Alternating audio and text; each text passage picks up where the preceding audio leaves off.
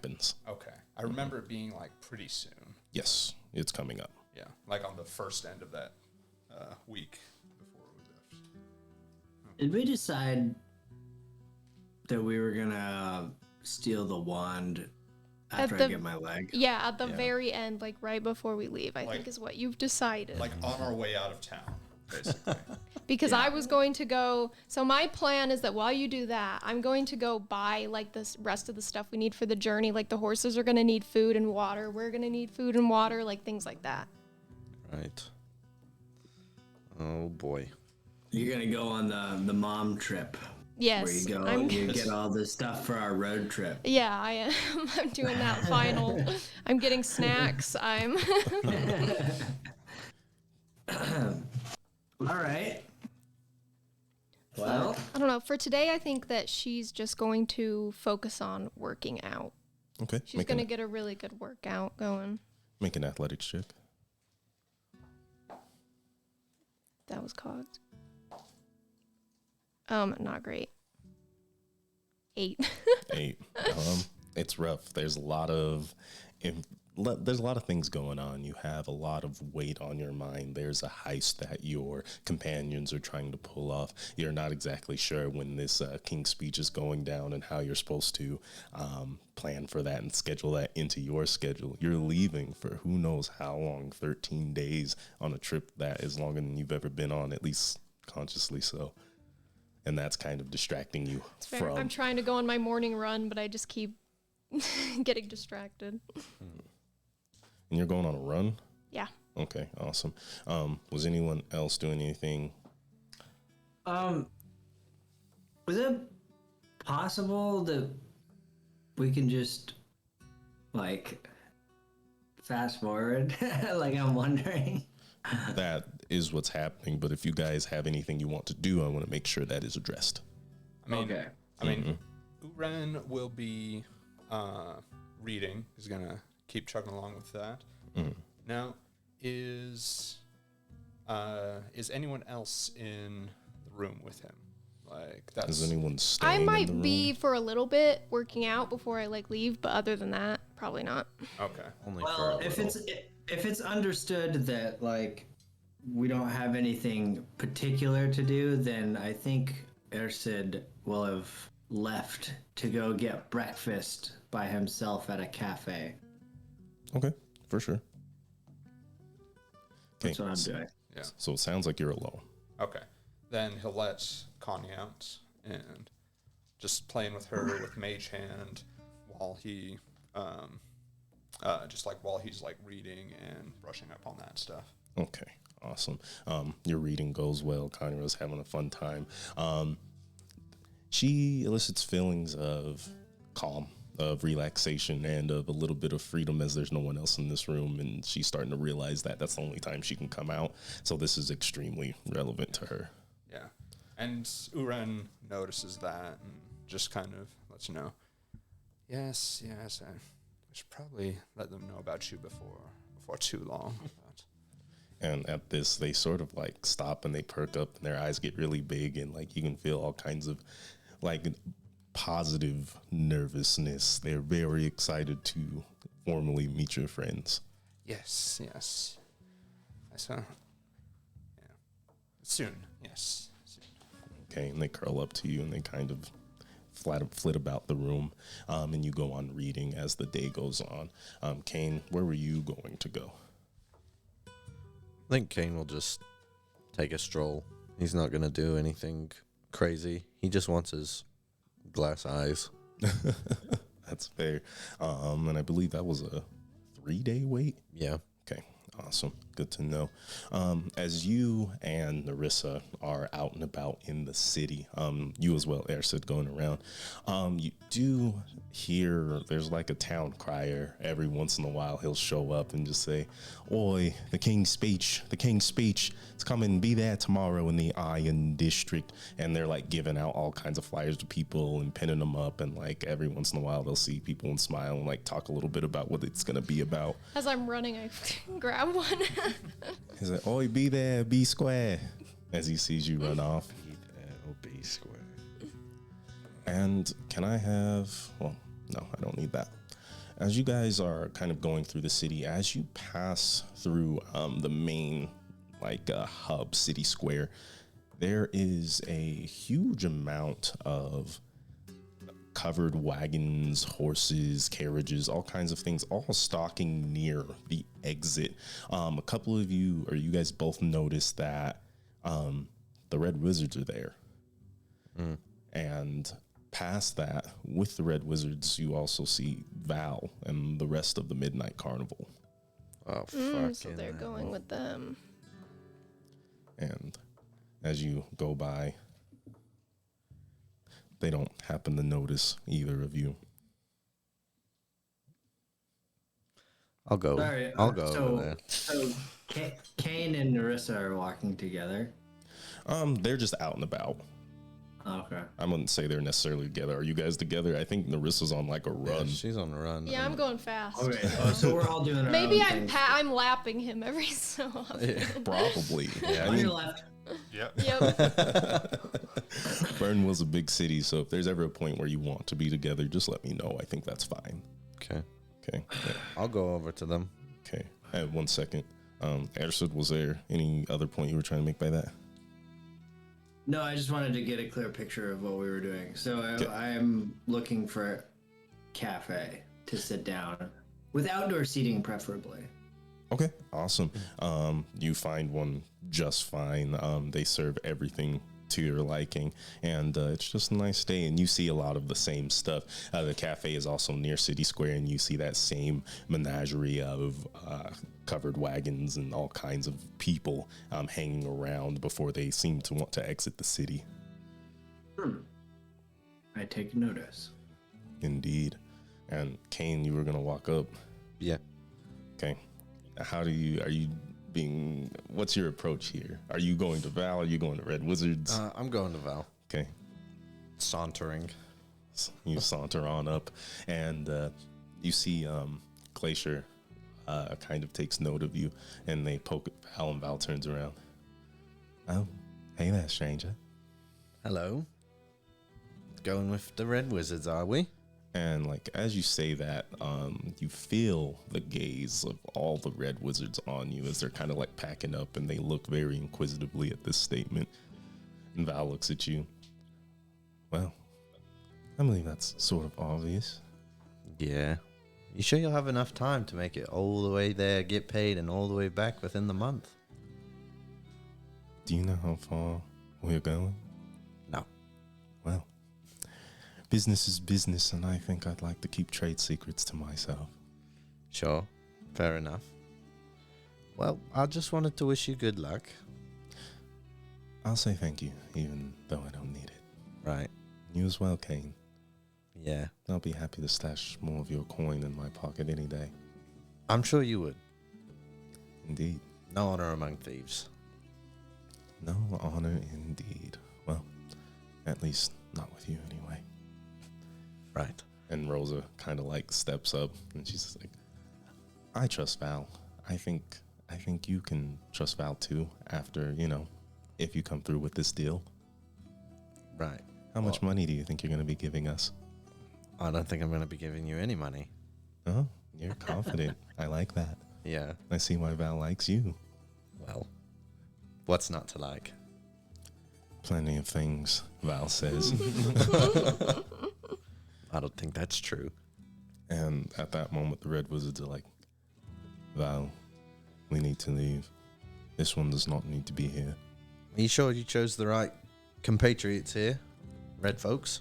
And you see a familiar face, those same brown, crazy eyes that were staring at you the first time you met the Red Wizards in that alleyway. Maybe not. You may have some skill.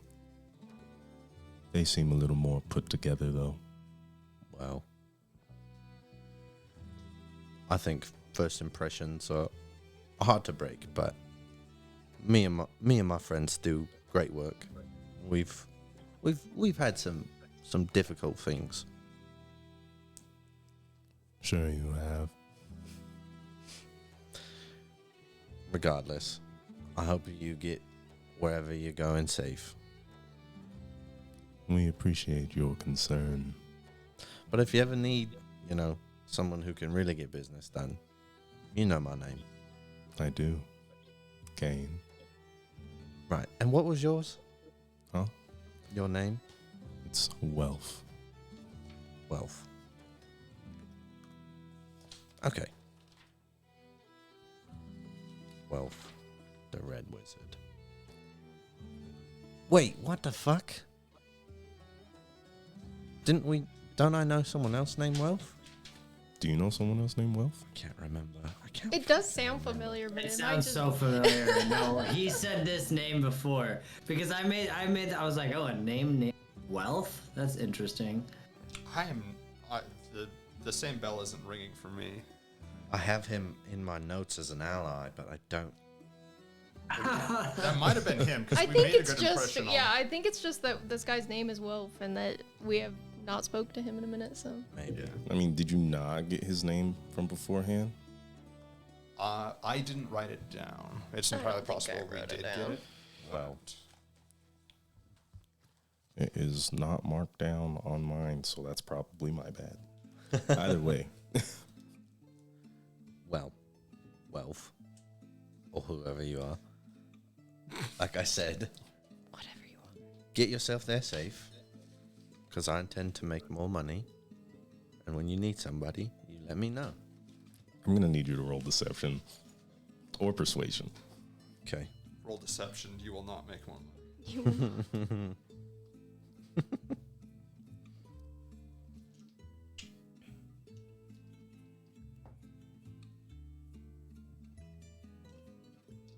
12. 12? If we see you again, a deal may become struck. That's all I'm asking.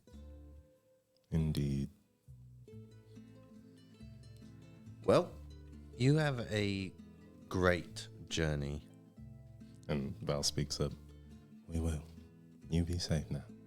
As I'm turning away, can I see anything that's in the cart? Roll perception. Oh, I'm not good at that. 11. 11. You can tell that they're being really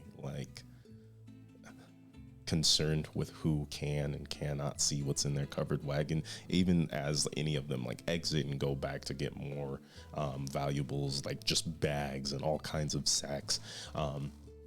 They close it behind them, pin it up and make sure that no one can look in. Okay. You do hear, as they're grabbing the bags, the chink of metal. You can't really tell if it's armor, gold, or gems, but you do hear it sounds like they are moving some pretty sturdy product. Okay. All right. Well, I'll just turn off, continue strolling, sightseeing. Understood. All right. Anything else you guys are trying to do for the rest of the day? I don't believe so. Okay. Yeah, Awesome. I'm probably just gonna relax, maybe read my magic book a little bit, give that a shot. Can I? I'm not studying like Uren is. Right. But you're still reading the magic book. Yeah. I still want you to make an Arcana check for me, please. Okay.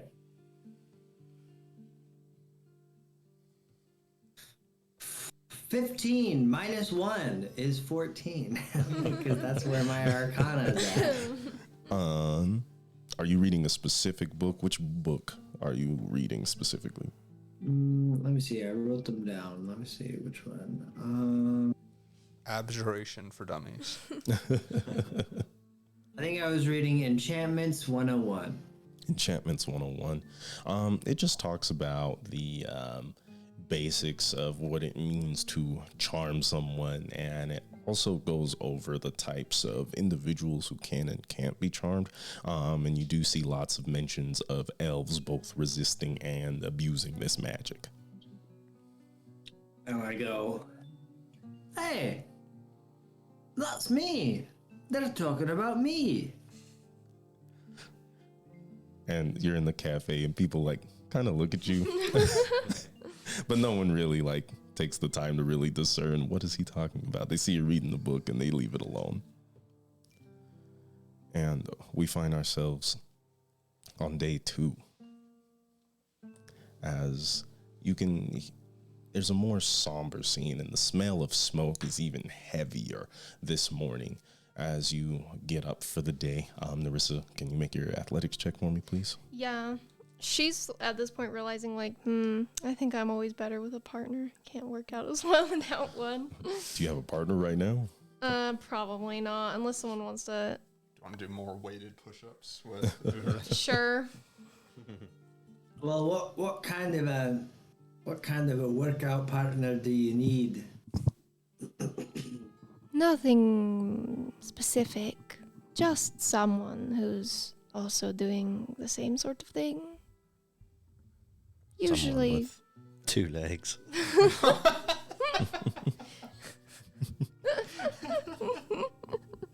Sorry. No, I That really got to me. would absolutely destroy you, Kane, in a foot race. altercation. Right. Yeah, I might even still beat you in a foot race, to be honest. If you didn't fall down. That's fair. What was your role? Well, Narissa, I'll do 17? I'll do a simple workout as Okay. long as it doesn't involve running. No leg day? Okay. Or a Chill. half leg day. Okay. Half leg day. She'll do like lifting, whatever. I'm sure the backpacks that everybody has are pretty heavy. She'll like use those as. Okay, awesome. And that's for your 17? Yeah. And Air said you're going to try to follow suit. Sure. Okay, awesome. Roll me an athletics check, please.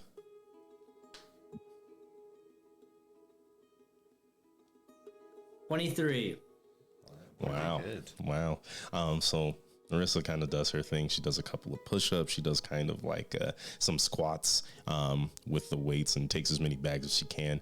You're still a little distracted, and so you kind of just end your workout early. You're not like too beat up or like extremely sore, but you definitely got some efficient time in. Whereas you, Ersid, it's more about like the show and the performance of showing that you are still capable even without a leg. And so you grab everyone's sacks and everyone's backpacks and equipment, and you actually manage, even with your busted leg, to pull off like an aided squat on the wall. And it's just, it's crazy how much weight you're lifting right now. It looks almost impossible. Make sure you get your legs soon, because if I'm ever needing to be carried out, it's going to have to be you. Kane plays a victory tune on his violin. Yep. Yep, exactly. Now, now is this all happening in the room? Yes. Yeah. Okay, so just as Uren's just sitting on Nurse's back as she does push-ups, he kind of closes his book. Could I borrow you all for just a moment? Oh, sure. And like as you say that, like he's going over, he's like closing the blinds and stuff. So I have not told any of you about this, but if we're going to be traveling together, it's nothing else if not prudent that and like he runs over and makes sure that like the door is locked and stuff, that I share something with you. Now, some of you might have noticed me carrying an overstuffed backpack when we first met. Now, or you may not have. It's irrelevant.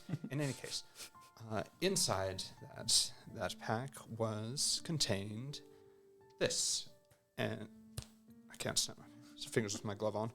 He snaps his fingers and I can't either. well, okay, before he does snap his fingers, it's like, now, I don't want any of you to be alarmed and I encourage you to withhold any preconceptions you may or may not have about dragons. And he snaps his fingers, and Conira appears in front of him.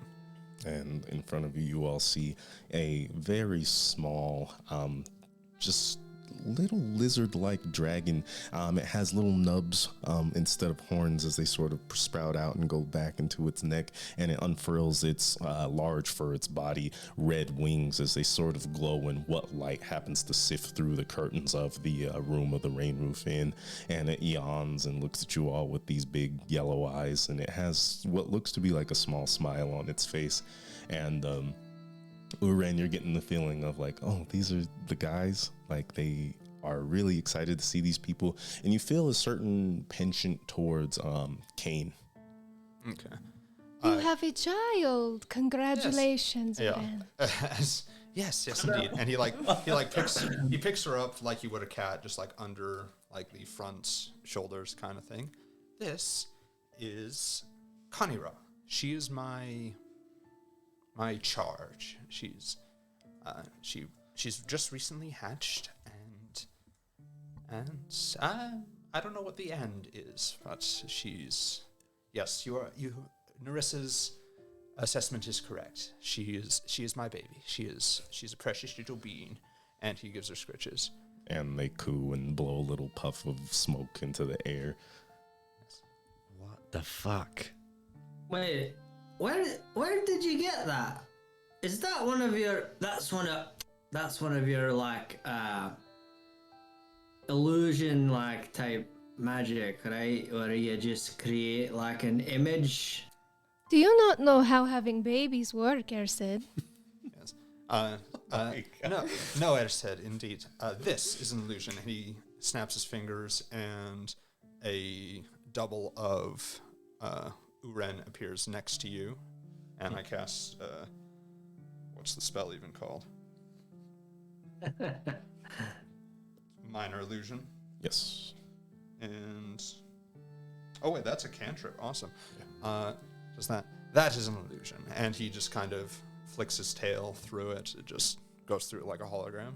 It's like, no, you'll find she is quite substantial, and he just like continues holding her and petting her. And Connie kind of like flies out of your hands and flaps its way over to Airsid, and like this little dragon is sniffing you and like kind of crawling around your neck as it kind of flaps up and abates itself, hovering in front of your face with like a little inquisitive look. So as Ersid realizes that this is not an illusion and this is a physical dragon, he just like you can see the clockwork working in his brain, like coming together to this conclusion. The little hamster wheel going. Yeah, and then he like stops and like just gets this huge grin on his face, and he's like, "That's bloody amazing! Where the fuck did you find this little guy? This is so great!" She is, isn't she? Oh, I'm so glad you're nearly as excited as I am. I wanted to show you all because I get based on what the followers of Tuanul told us and what I imagine the king is going to be saying later today, I wanted to show Kanira all to you before more dragon-related things happen in the near future.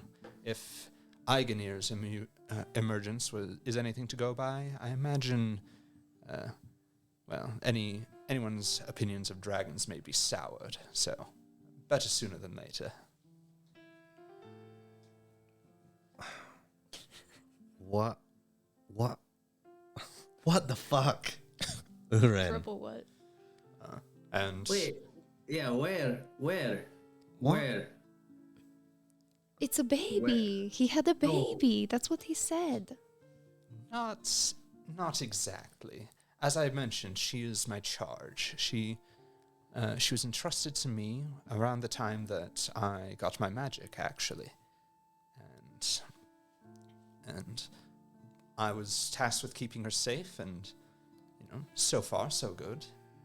If anything, I've gotten better at it. And he waves his hand, and Kanira vanishes off of Ersid and then reappears on Kane's shoulders. Doing that is much easier than toting her egg around, let me tell you. What the fuck? And Kane, you hear a voice in your head. Well, you've made some interesting friends. This is something I am a fan of. Stay in touch with this one. I'll just roll my eye.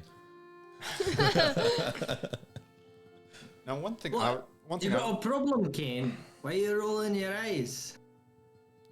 Well, I'm not the biggest fan of dragons.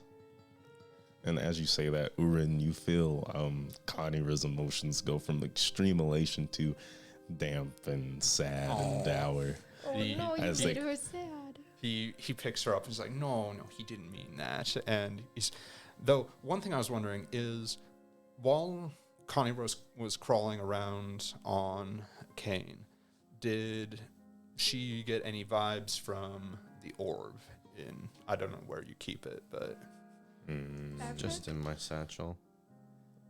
Is Conira searching for vibes? Well, Conira, let's see. yeah. I just didn't know if it would like resonate with another dragon, with just Roll either perception or arcana. okay. That's gonna be a 15. A 15. It was really subtle, but you noticed that maybe her initial reaction to Kane and being so excited to interact with Kane may or may not have had something to do with his possession of the orb. Okay, gotcha. And just while he's consoling her, it's like, and you do well to dismiss any aversion you have to dragons. You're well on your way to becoming one, if those scales are any indication. Well, through no choice of my own, am I growing these scales and have these eyes? What Hi. happens when that dragon is the size of the one that took over the fucking town? Oh, the sky's the limit. I'm very excited at that prospect, but from what I know of dragons and their maturation rates, that is not likely to happen for a little while, at least. How long do they take to mature? So okay, Ryan knows that more or less. Does Uren? I think this is reasonable for you to just know. Okay. It depends. The writings on it are a bit scattered, but a dragon is fully grown after 1,000 years.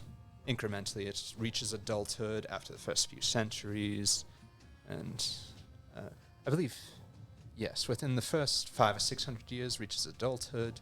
Considered ancient, around 800. Wow.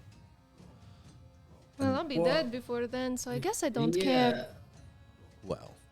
Well, That just means that it's like done growing. But like, at what point? How long does it take for the animal to get big and like quote unquote dangerous? And as you say dangerous, there is a knock on the door. At that, Uren just disappears her. And Oh, sentries for King Iltar. oh, right. Is this the room of those affiliated? Sorry, who are you looking for? Us for the speech. Right. Yeah. We're busy. Well, King's speech is due to start at high noon. And We you would like you to come to the castle with us. A private escort. Great. excellent. One moment, let us all get dressed and whatnot. Yeah, we're all nude I like the in thought here. that all of us are fully naked. Yes. Roll persuasion or deception with advantage.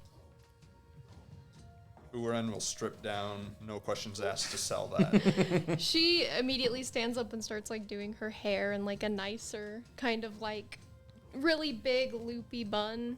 Okay. 27. Nice.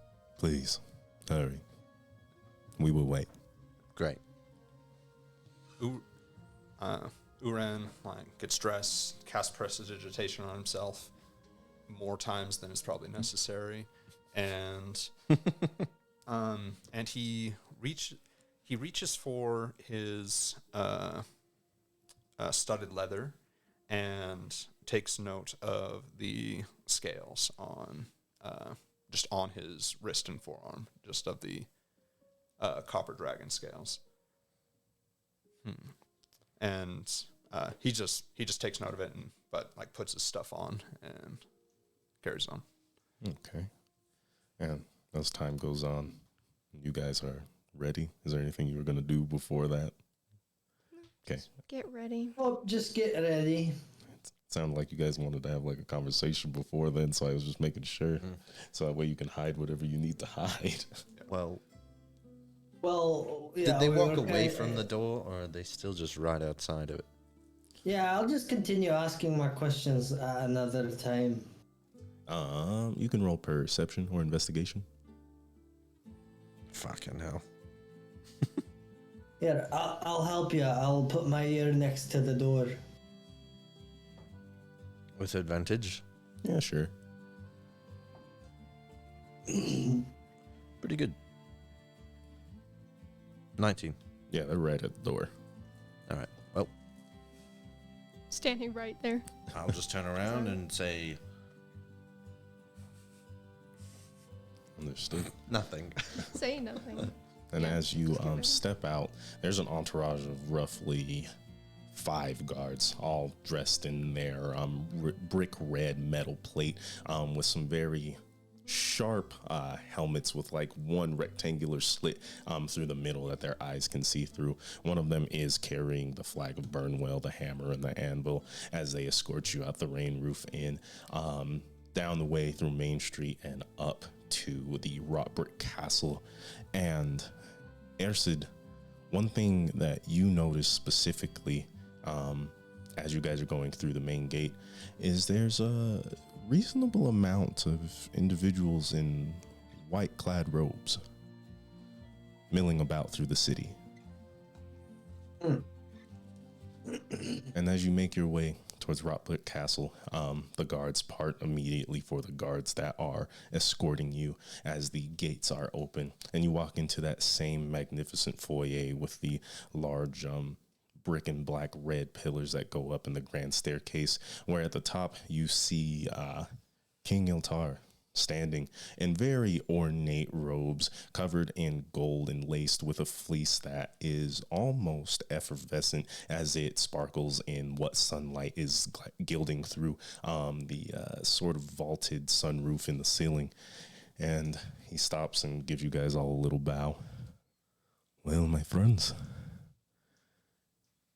you will all have time to prepare. I am sure that you would not be opposed to some tailorship. I do have some robes that could be fitted, cloaks, so that way you can look a little nice in front of the people. Yes, please. Certainly. Prepare for what? To just... You mean just get ready? Indeed. You got me clothes? Well, I have, again, some robes for you all. Frankly, we don't have much choice for color, but we will make sure that they are not dragging all over the place as you walk. Sure. Well then, Yeah. we will get you all fitted.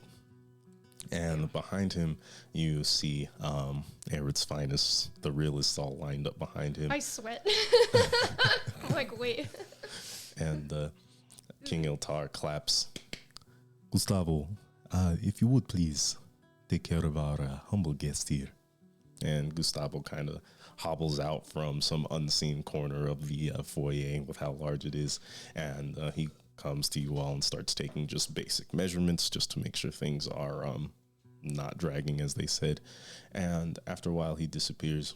comes back with robes that all are clasped with a hammer on one side and an anvil on the other. There's no fleece around them, but they're all a very brilliant, almost like wine red velvet, with small collars that come up just under your chin, and they're all fitted pretty well. Hey, Gustavo, Yes. what do you know about these people that I'm seeing in the city today? I've just noticed them. They're all dressed in all white robes. I've not noticed them before. Do you know anything? Let's see.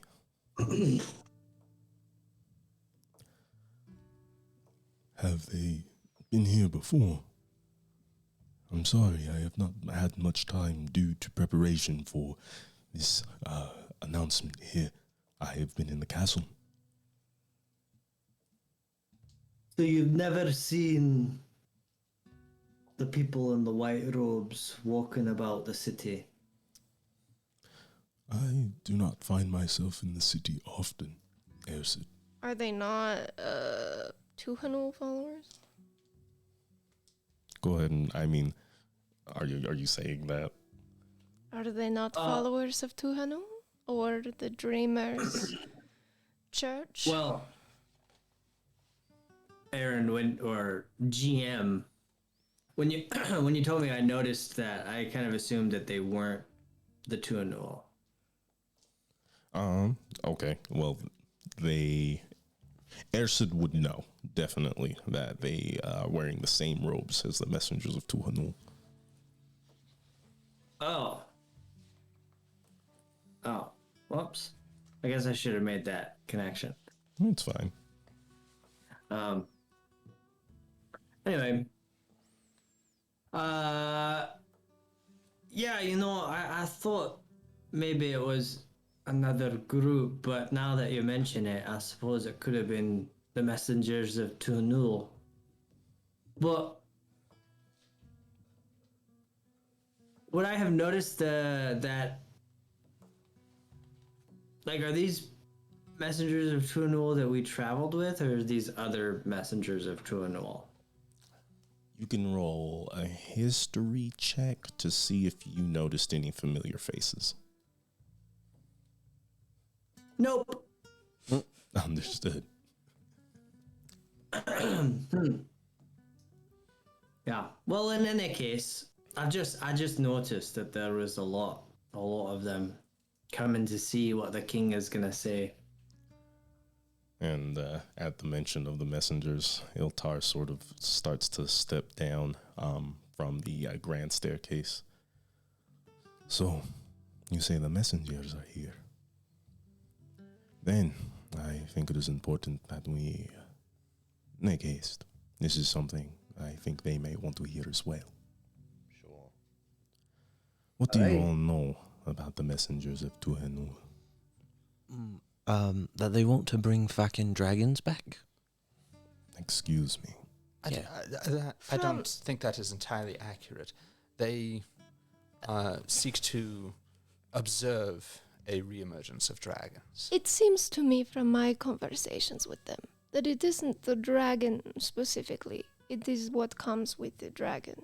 They are saying things about the rebirth and the renewal of the earth. The dragons bring plant life and water, things like that. They're crazy.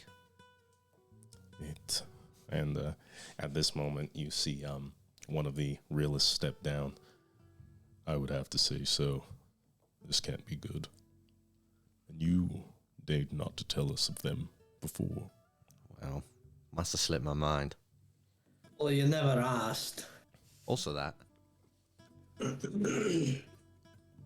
And you can see he's kind of like his face is turning red and he's getting upset. And his companions sort of like press him down. And Iltar is just stroking through his beard.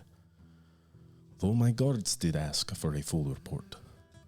Well, we told them that the fucking dragon came out of the mine. I'm sure I said something about the Tuanul. I don't know how in depth. You know, a full report could have just been exactly what was on our mind at the moment, and maybe we skipped over some of the finer details. Yeah, I mean that's kind of vague. That's on you. You could have asked more specific follow-up questions about our report. I'm sure Nerissa's right. I'm sure we did say something about the tunnel. And in But our you know, no, go ahead. and in our defense, it was a rather trying time. The mind can play tricks on people during such times as that. Okay, I'm sure the king will forgive you. I would like one of you, Urin or Kane, to make a flat charisma check here. Flat charisma. If you want to, you can. All right.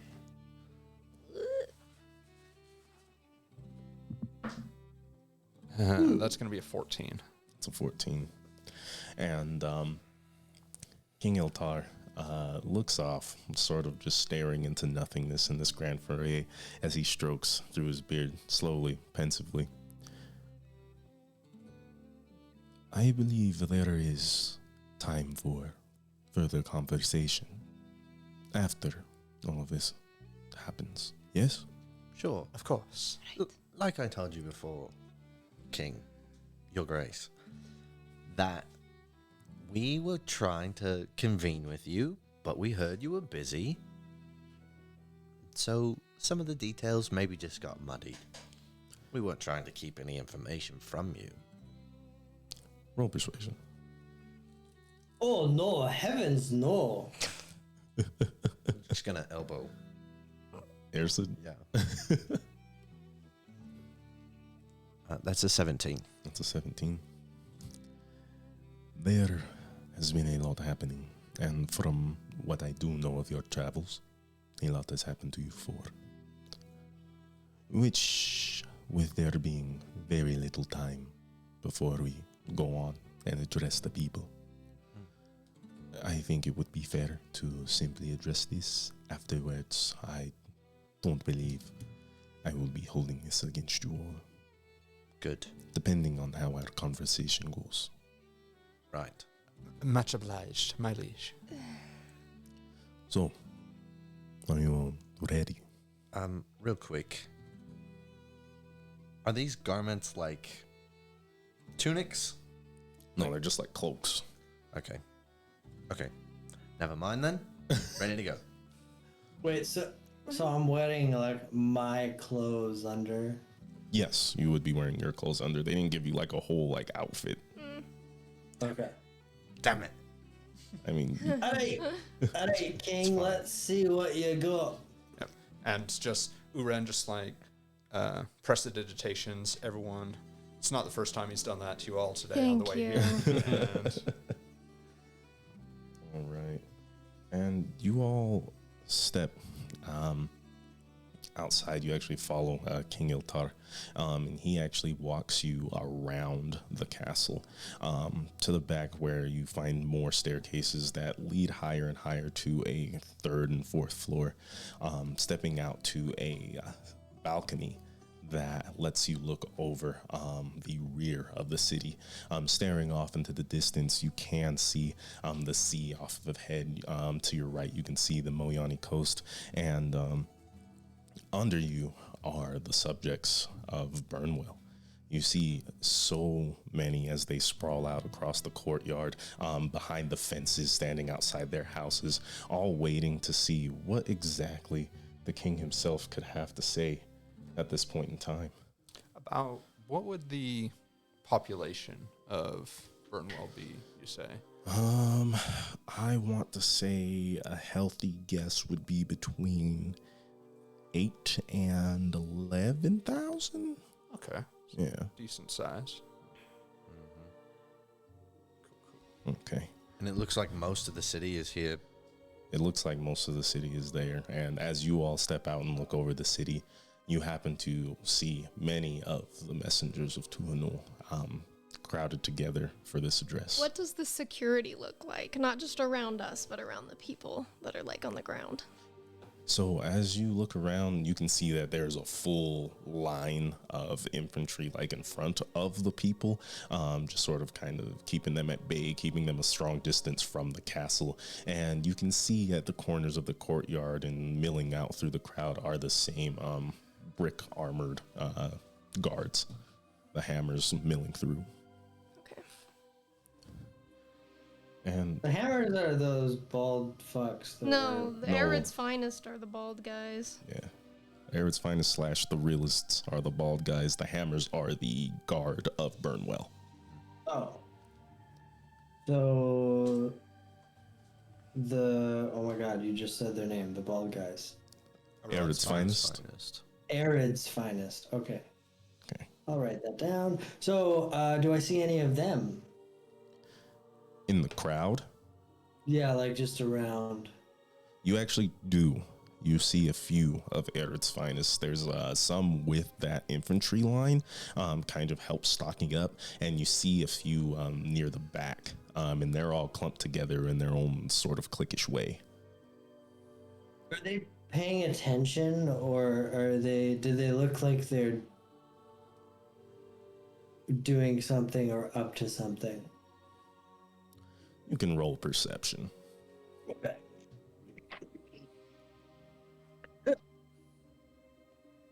$26. 26. With that, you notice that Arid's finest, they're set up almost as if they are preparing for battle. You've noticed that they have not had weapons until this point. What are they packing? Fuck. What are they packing? Yeah. I think with Ersid's roll, so Urin might not know this unless you want to roll too. Sure. Okay. What am I rolling? Perception. That's a 7. A 7.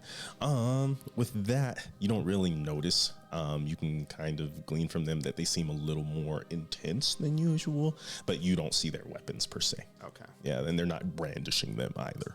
Gotcha. Okay, awesome. And Well, fear not, because I bump Urin and I tap him on the shoulder. He enters your mind? Yes. Urin, have you paid notice to Arid's finest? I mean, not much more than usual. They seem a little more on edge today, Well- but that's to be expected. I've not noticed them carrying around so many weapons before. And Anderson, you see that on their backs are javelins strapped to them, and a few of them carry maces and morning stars and other bludgeoning weapons of the like.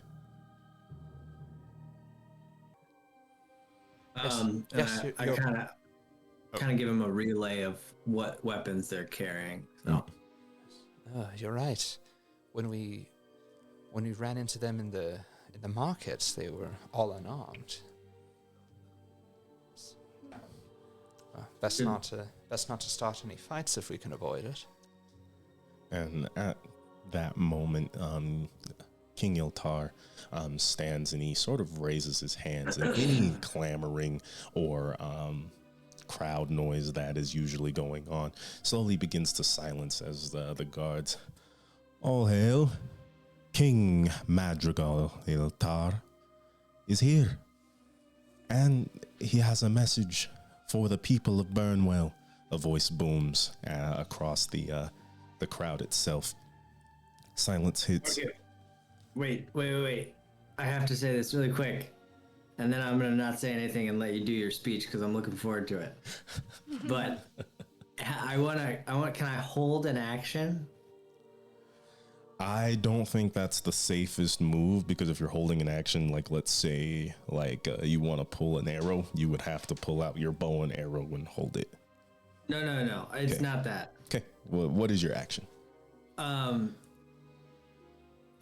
want to keep a watchful eye on the crowd, and if I notice that someone is cocking a bow or pulling back to throw a javelin or something like that, or obviously rushing the stage, then I'm gonna grab the king and like, you know, pull him back and like pull him down out of the way. Like I'm just like very conscious of that and ready for it. I don't know if that makes sense. I think that's fine, but unfortunately, so we're not in combat, so I don't think there'll be any need for you to hold an action like that, because combat would have to start for you to want to do that. Okay. And if combat doesn't start, I think that's something you can just kind of do, and we'll roll checks for that. So we'll say that at the moment, if you use your steady aim ability per se, so you can't move, but for the time being, you have advantage on perception checks. Okay. Okay, awesome. All right. Okay. And the king himself, adorned in his crown, he sort of sets it up, and it's a gold basic tiara, but in the back there's all kinds of like spikes that jut forth high into the sky, and near the top of one there is sort of like a veil that drips down behind him, red as bricks usually are. And his voice booming just as the previous announcer did, spreading huge amounts of space as it sort of reverberates in your body. Burnwell, my people, the benefactors of true freedom. Through what may look like many things to outsiders, I love this kingdom and all we stand for. For the first time since our emancipation from Weisgard, our freedom has been threatened. I'm sure you all have heard the rumors. Our people spread far and wide, even into the burrows that sit deep in the Badlands. Less than a 10-day ago, one of our nearer settlements was lost. Now, dear Mayor Moore of Orin is slave to a loathsome creature, a dragon, living and breathing in this day and age, and so close to our kingdom capital. In order to ensure your safety, we've entered a temporary accord with Erid and the realist regime. They will aid our brave hammers in a reconnaissance mission to assuage the threat of this beast. And in return, they will share our lodgings.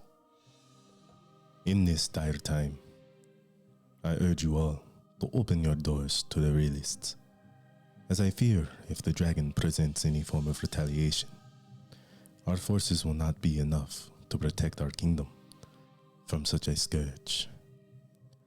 Here I have with me 4 individuals, the saviors of Orin and their people.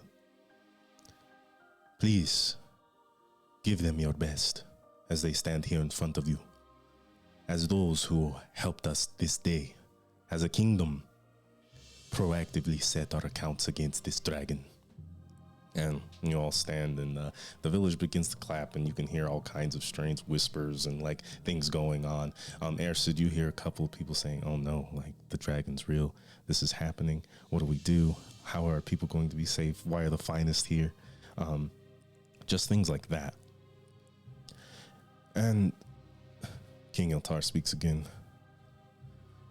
With this, our people of Orin are going to be protected by Erid in this deal. So trust in me, your king, that these actions are only meant to ensure your safety. More from Erid are on their way, and upon their arrival, the Hammers and any volunteers will head to Orin. So, before you all are dismissed, I will allow Cynic Daigo Farcaller a few words. And the main leader of Arid's finest that you have all been interacting with, that shiny bald head gleaming in the sunlight as it brings down, bearing that same heat that he holds across with his eyes as he stares across the crowd. You can see those same tattoos, and there's sort of like a soft glow to them at this moment. And the announcer walks around and puts his hand on the back of Daigo Farcaller. I understand our values and traditions may not entirely align with that of Burnwell's. Sacrifices are being made on both sides to ensure the survivability of not only Arid, but any human lives we can protect. For it is our duty. And as for this dragon, we will treat it as we treat all other threats to our way of life. For if you deny it all, then you will see the truth. And he brings his hand across his chest, and he looks around at the crowd, and like a soft clap begins, and everything starts to dissipate. The announcer lets everyone know that they can start to leave. The guards are starting to usher people out, and you all notice a singular group of very familiar robes shining in the light so effervescently, almost angelically, as a voice bars out from the crowd. Do well, King Iltar. Tell me, why are you so afraid of the dragons? And you see standing in front of this group a white-clad man, robes garnered with red, almost vines that look like blood. And on top of his head sits a large mask that beaks out much further than his face. You cannot see anything that is under it, with 5 jutting horns that sort of curve around with a textile that looks almost like sinew weaving between them. King Iltar stops. And who is it that would speak to the king during his address? And that same man, his voice booming just like King Iltar's. I am who they call the speaker. And we are the messengers of Tuhanu. And we ask for conference with the king, yourself, Iltar. And their heads sort of lightly bows. And in this moment, the audience is stopped, struck that someone would even speak to the king this way. And King Iltar looks around at his people. So it shall be. Let my hammers escort you into my quarters. As the hammers surround them and pull them into the castle, there is silence as the crowd starts to leave, pushed out by the guards. Even some of Arid's finest start to surround them. You can see Daigo gripping on his mace, holding it behind his back as the rest of the guards surrounding you pull you into the castle. So, King Iltar stops as the door to the balcony closes behind you. I believe I'm going to have to ask you all to leave. Of course, my liege. Though, if I may, the fathers of Tuanul, the compatriots of the man who just spoke to you, they assisted us in the defense of Orin against the Raskavan, even as the dragon Aganir emerged. So this dragon, it has a name. Indeed. So what are you trying to say? Simply that despite the rudeness in interrupting your address, that the followers of Tuanul do not mean you ill. And And I'm sure I would speak on their behalf by saying that your agreement to hear them out is appreciated.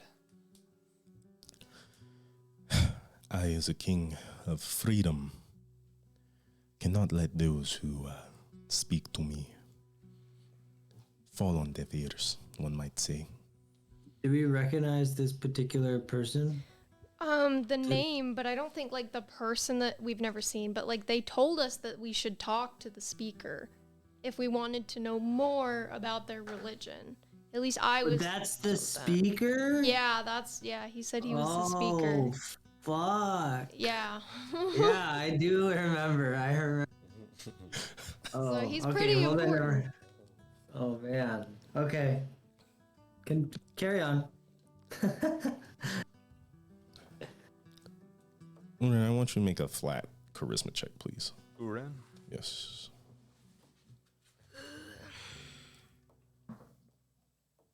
Another 14. Another 14. So, what is it else I must know? If that is all, then I will speak to these messengers. Yes. Well, to be fair, we've never personally met the speaker. So, like, if it turns out that, he's not the best of people, I don't want to personally vouch for him. I'll vouch for the messengers of Tuhnul who helped us during the shit show that was Orin versus the Raskavan. But beyond that, I'm not extending my word. Well, if that is all, I think I will be the judge of these messengers after our conference. Sure. I do not expect to be calling on you, though. My last request of you all. When it is time for Burnwell to set forth upon this dragon and protect our people, will you stand with us? At what time will your forces besiege Orin? That is to be determined by our initial reconnaissance of Erit's finest and the hammers. Right, well, we do have a prior engagement, so hopefully that doesn't get in the way. I see. 2 weeks, perhaps a bit more at the most. 2 weeks. Well, is that accurate? Like I 2 remember weeks to get there. It'll take you about a full, anywhere from 24 days to a month to get back. Okay. Can we retcon that I said that? Look, I'm not good with distances or time. Yeah. Uren would probably remember that better than Ryan did. That's fine. We can totally retcon that. And he looks. If there is still a dragon to slay, by the time you all return to Burnwell, you still have my offer. And with that, please, let me deal with these messengers. Okay. Uren bows deeply and starts walking back. Do you want your cloak back? They are a gift. Yes. Thank you. And he sort of nods and he turns and like the rest of the Amers kind of usher you out of the room as you can see Iltar and Daigo sort of discussing things. Making your way outside the Rot Brick Castle, you stop near like that opening entrance gate and you can see a whole band of the messengers where you notice a familiar face being Deverell, a familiar mask in the form of Black Soul Pawn, and one standing next to the speaker who is strange. Their mask is white, pure white, with a simple opening for both eyes. No facial structure, no nose, no nothing. Their white robes simply cast down, and they're sort of like a fur surrounding them with a braid, long and just as white as the rest of their robes, brandishing down their chest. And you catch a smile of Black Soul Pawn as you walk past Narissa. Before we go, I reach out to the speaker just with psionic mind and just briefly say, I would speak to you afterwards if that is amenable. And just keeps going. Do you leave the connection open for a response? Yes. Okay. And as you are walking past, you hear a voice. You would do well to speak to. We are camped outside the city. And with that, they stop, and you make your way back to the smelting, the rest of Burnwell, along with the people, all hushed around in crowds. It's hot, it's sweaty, and instead of a feeling of sort of triumphance and hope, you can see that there is a overwashing of concern of all of those in Burnwell. Are we going to speak to them? I don't know if I care to, or if I do care to. I don't know. Well, yeah. What's their objective here in Burnwell? Probably say the same things that we were told, I'm assuming. They are Don't missionaries. fear the death-bringing dragons. They're here to help the world. You know, that sort of... Well, I mean, anything sounds bad when you say it like that. Well, I can only go off of my own experience, which was that the dragon looked like it wanted to eat me. right. I suppose if I'm going off my own experience, the dragon was rather nice. It did not eat me in its lair. Have you told us about, like, the deal that Kane made with Igonir? Or, like, has Kane told the rest of the party? I don't think he has. You kind of said, like, we talked. I convinced him to let me go. Yeah. Yeah, I don't think that I said the deal was struck. Okay. Yes. Then Uren will just say, yes, what did you say to him that convinced him not to do you any harm? Though I suppose he seemed rather personable, so... So perhaps dragons are not quite so malicious by nature as you've been led to think. Well, I don't know if I think that. I think that he is malicious, and he I think he's got other things in plan. you know, I am his ward I was thinking, now. is he malicious, or is it similar? Do we look at the dragon the same way that the ant looks at us? You know, or a bug looks at us? Perhaps The we bug- are lesser to it. Where I come from, you are all lesser than me and my tribe. What the fuck? Right. Sorry, it is just what it is. I mean, we have seen her in action. Let's be honest with ourselves. But if that is how it sees us, then so be it. You either rise to the occasion and prove it, or you are cut down. Indeed. Yeah. Indeed. But that's the specific distinction that I'm trying to make, is I don't necessarily need, based on our small interaction with the dragon, I don't necessarily think that, like, he's not like incredibly evil. He let you go. He could have killed you if he wanted to. He lets every soul in Orin go. He's Right. Besides the guy he enslaved. Which that's. guy? The mayor. I mean, he's Oh, still yeah, that's alive. right. Sure, he Oh, presumably. he let all those people go. But for what? He wants that whole area to himself. You know, I personally don't think that sulfur clouds that are toxic to fucking breathe in are replenishing the earth. That's just my own fucking opinion, though. Well, Oh, there are was, you a scientist? and there was more than. No, I'm not a fucking scientist, but when I walk through it and I get fucking poisoned and I don't feel like myself, I don't feel like that anywhere else in the world. But consider the plant life all around Orin was flourishing in the lead up to Aiganir's emergence. Perhaps the Fathers of Tuanul are onto something. They might be. What's the word? Maybe a bit misguided. You can see the good and bad things because there's never just bad things. There's always something that comes of it. Sure.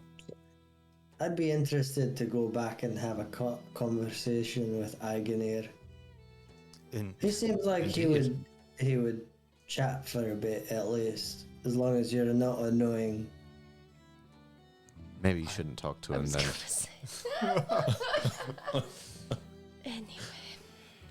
Well, I don't hate that idea. We perhaps once we get back from our excursion to Iliad, we might give it a Iliad. try. and maybe we'll find something in Ilhaya that will point us in a better direction. Just let me know if you're going to talk to the speaker. I think it would make sense if I came. Indeed, I was actually hoping to speak to the speaker after sometime tonight, perhaps after they've had a chance to confer with the king. Mm. And you're all, of course, welcome to join me. Well, of course. Sure. So we just... Yeah, in the time between. I'm not doing anything. I'm going to try and squeeze a bit more reading in. Okay, and then the day before, did you do any extra reading? I mean, probably not more than usual. Like, I would have done the full day. And Okay, so 16 hours per se. yeah, Okay, so that puts you. we're 2 days in, and then whatever I get through today. And Today. I'll try and make up for any lost time in the following days. What time? Go ahead. Well, what's the benefit to reading this book again? He gets a feat.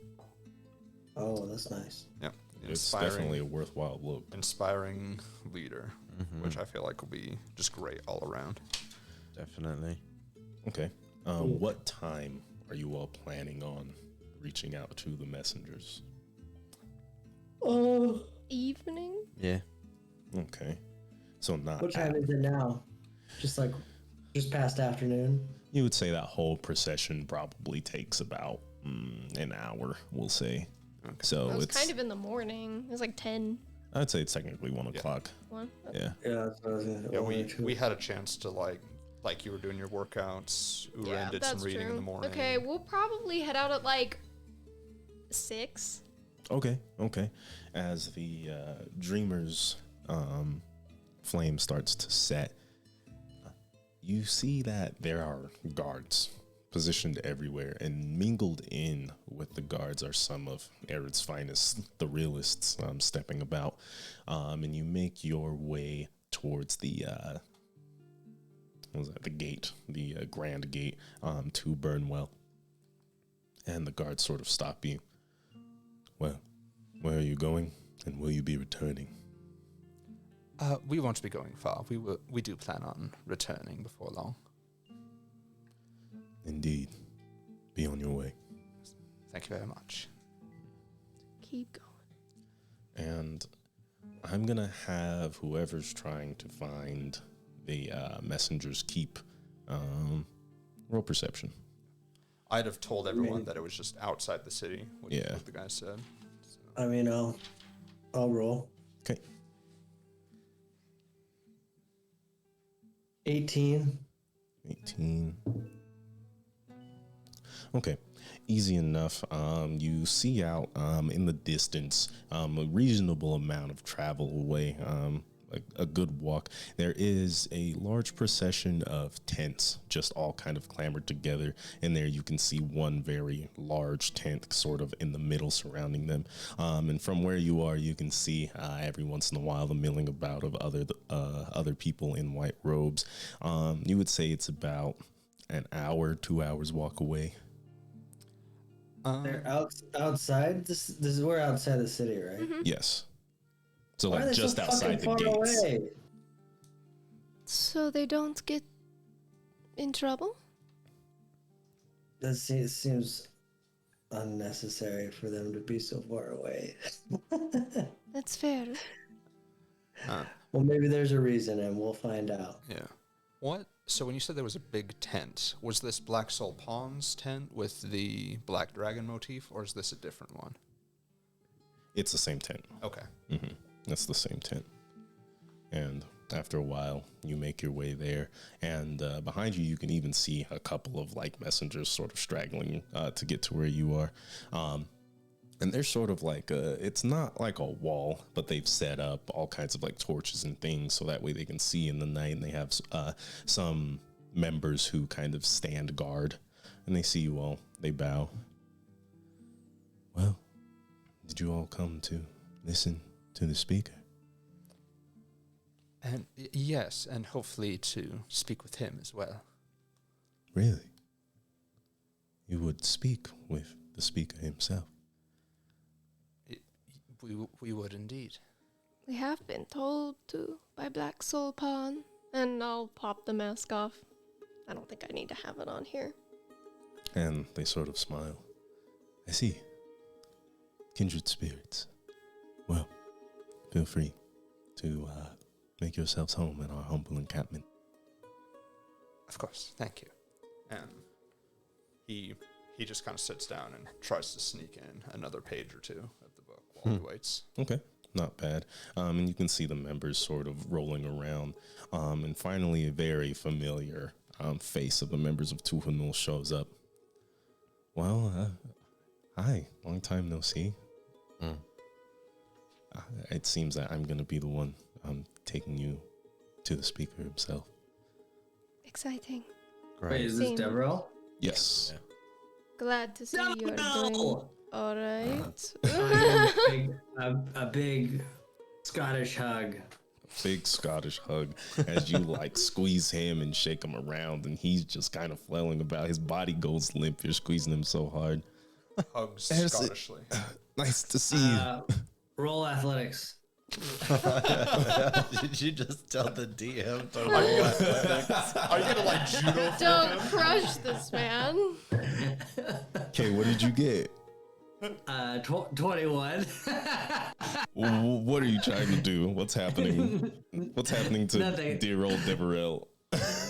like if he had any tightness in his back, it's You now chiropractor crap. cracked and relieved.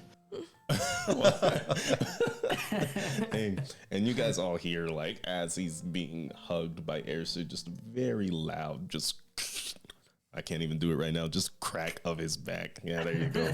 Thank you. Pushing on. And like he sets Deverell down and he like stretches and he's breathing hard. I was not expecting that, but I can't say I'm not grateful. So if you would all follow me, that would be great. And he kind of ruffles his hair. And so Quite the intense exchange. you're telling me as you guys are walking through camp, and like as you do, you see lots of people looking at you guys, and you are getting a lot of eyes, specifically Kane. As they are, you can hear a couple of whispers. They're like, "Wow, his eyes are beautiful." He sort of reminds me of, in like all kind, yeah, I Yeah. Fucking eye. just like all Reminds kinds you- of whispers. Yeah, you don't hear who they say. It reminds you of just all kinds of things. One of them says, "Blessed by Iganir himself." As you walk through, and you open that same familiar tent with that purple velvet inside and the purple flame candles surrounding a circular sort of hub, and standing to the left and right of this rug are Black Soul Pawn and the white masked figure from earlier, and kneeling in the middle is that same avant-garde robe. As you look at it closer, there's like shoulder pads that jut out with these strange red dragon motifs that curl around down into his robes that are all tasseled and affirmed with red murals across them, all on this white background. You see his mask a lot clearer. It's almost like that of a bird skull. But the snout is wider and lined with teeth that drip down, and it's all a striking platinum as it reflects the flames that are around. Two large holes for the eyes are laid in to the skull itself, so large that they actually shade themselves, and you cannot see the eyes underneath. And you can see that each of the 5 spikes that jut out the back are receive a little dragon head at each end. Quite the. Very ornate. Yeah, it's crazy. He's a guy. Super sick. You all just hear in your minds. It's like, okay, if something catastrophic happens and everyone dies except us, I call dibs on his head. Oh, damn it. All right. Looks like one of you guys has a new drawing assignment for the weekend. Oh gosh. On it. And they sort of open their hands and they bow their head down deeply. Welcome. You are the one who spoke to me earlier, yes? Indeed. And Uren bows deeply and respectfully. So, you wish to speak with me? Indeed. We spoke briefly with your compatriot Black Soul Pawn, and he nods towards her, and a number of your followers. And we found that their knowledge of the reemergence of dragons was limited, and when pressed, they encouraged us to speak to you. And personally, I must admit my eagerness to know more about the dragons and of your organization. Well, I speak. I answer questions, and I deliver the message of Tuhanu. So where? Is what I would like to know what the message is, because no one can seem to tell me. Well, is it not obvious from the effects of Agunir in Orin? Maybe obvious things are lost on me. Indeed. Tuhanu speaks of a day and age where the firstborn can rule again. Not just rule, but coexist. To teach all that inhabit Elbrin that the land is to be a friend, something you work closely with, not demolish, not build cities and castles upon, but within the trees, within the mountains. It all falls back, very far back, to a time before even humans were born. With the Church of Arthia, speaking of giant rule, you must understand that it was the giants who rid this planet of dragons. And with Arthia in power of Norfain, well, that is much too much power for them to all have. Don't you agree? I believe I would. And I was speaking with my companions about this not a few hours ago, but I must say I'm quite relieved that Tuhanul's message is one of coexistence between the dragons and the humanoid races. Of course, that is the message. But in action, we are aware of the dangers that come with the re-emergent of one who was born before this world. Do you think it's possible? Or is this just a dream that you have? Do I think this is a dream of mine? Not one bit. Of course, it is possible. How many of Orin's people were killed by said dragon, Aegonir? None that I know of. One was enslaved. And that is a conversation Aegonir will have to have with Tuhanul herself, as he sort of looks off into the distance. So, I'm sorry, are you implying that you're in open dialogue with just dragons around the land? You just have open lines of communication. You guys are buddies, is what I'm saying. I was lucky enough to speak with Aegonir, yes. But my conversations extend past this land. My message comes from above. Who is Tuhanul?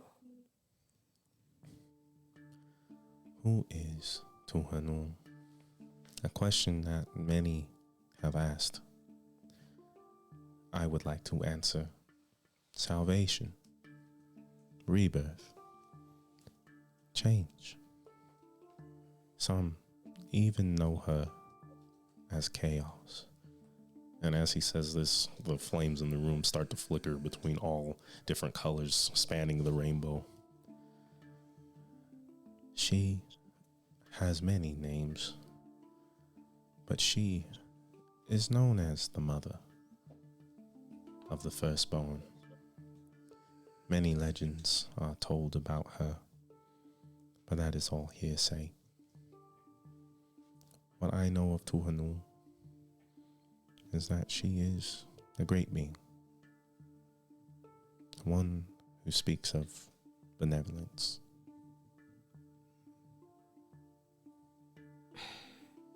Is it anything?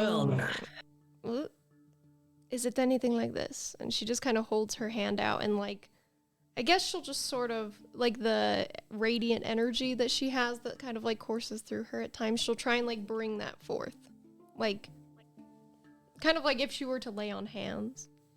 Okay. And you sort of kind of tap into that strange aura, that strange vibe that only elicits itself through combat. And your hand starts to glow, and he takes a look at it, waves his hands over, and holds your hand for a good long while. This is different. It is of a similar birthright, but it is not dragon. That's really all I needed to know. And you can kind of feel like eyes set upon you, but they say nothing more as they release your hand. well, this is all very deep and heavy and philosophical. But ultimately, what does this all mean? I mean, what is your plan? What's your plan going forward? What did you speak about with the king? We let him know of Tuhanul's plan, We simply pled that their engaging of Agunir stay amicable, for we do not wish harm upon our kin. And in due time, he will see the birth of a new world. How your King Iltar felt about that was not too welcoming. They are scared, but aren't we all a little scared of change? Yeah, and dragons. Now, why do you fear the dragons? The Arthians, they worship their gods. The elves have their deities. Even those who dwell in the forests that spread across this world have spoke to some sort of spirit that was greater than them. Would you not feel better if your gods were able to be communed with, physical, sharing a plane with you? That's all I asked for when I lived in Chult. But now, I don't know. I can see how easily you might think that that is a good thing. But the more I think about it now, I'm not sure. Well, go ahead. I, for one, fear neither dragons nor change.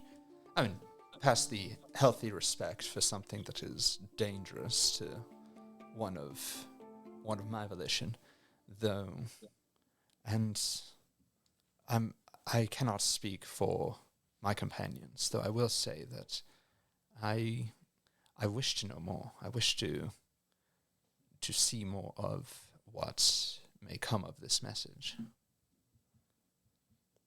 And if you spend more time with us, indeed you will. So, if you would all like to spread the message of Tuhanul, I am sure to give you my blessing. But we can talk about this in time. I have to have a conversation with my charges here. He raises his hand and points to the two behind him. And you, the one who hasn't spoke, I would like to have you involved. With your charges. Yes, Sure. thank you. And with that, we're going to go ahead and go on break. See you guys in about 15 minutes, and we'll go ahead and see what happens on the second half of this episode. I gotta Why go are they feed. being so loud? I don't know.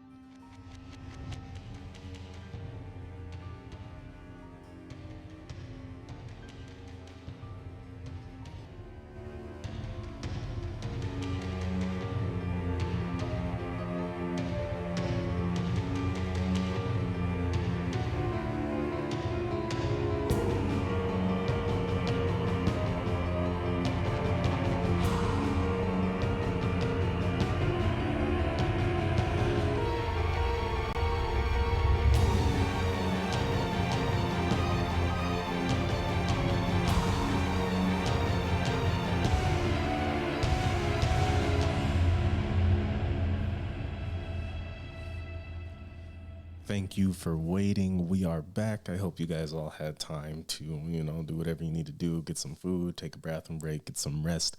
We all are nice and recharged and ready to take on this second half where Kane and the speaker had just recently had a conversation. We decided to take off screen. There will be opportunities for you guys to gain access to that conversation in the future. But for now, we are just going to move on with the story afterward. And you all find yourselves, my friends, my party, outside the great black tent of the speaker in Black Soul Pond in the middle of the commune of the messengers. As you step out, Deverell speaks to you all. So, how'd it go? Great. I mean, as well as it could have. Just what did he say, by the way? And Uren, leans into you with a big dumb grin on his face, really eagerly. I'd rather you not tell him exactly what he said anyway. He, You guys are a bunch of vague assholes. I'm sick of it. he said to me, the same message. He asked me if I trusted him. I told him, fuck no, I don't. Because I don't trust any of these messengers.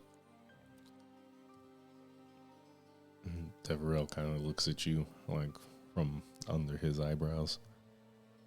I thought we were friends. Well, I mean, you helped me and Oren, and we helped you. What is there not to trust? Yes, certainly. If nothing else, the followers of Tuanor do not seem to wish us ill. No. But me personally not being wished ill and the entire fate of the world is a little different.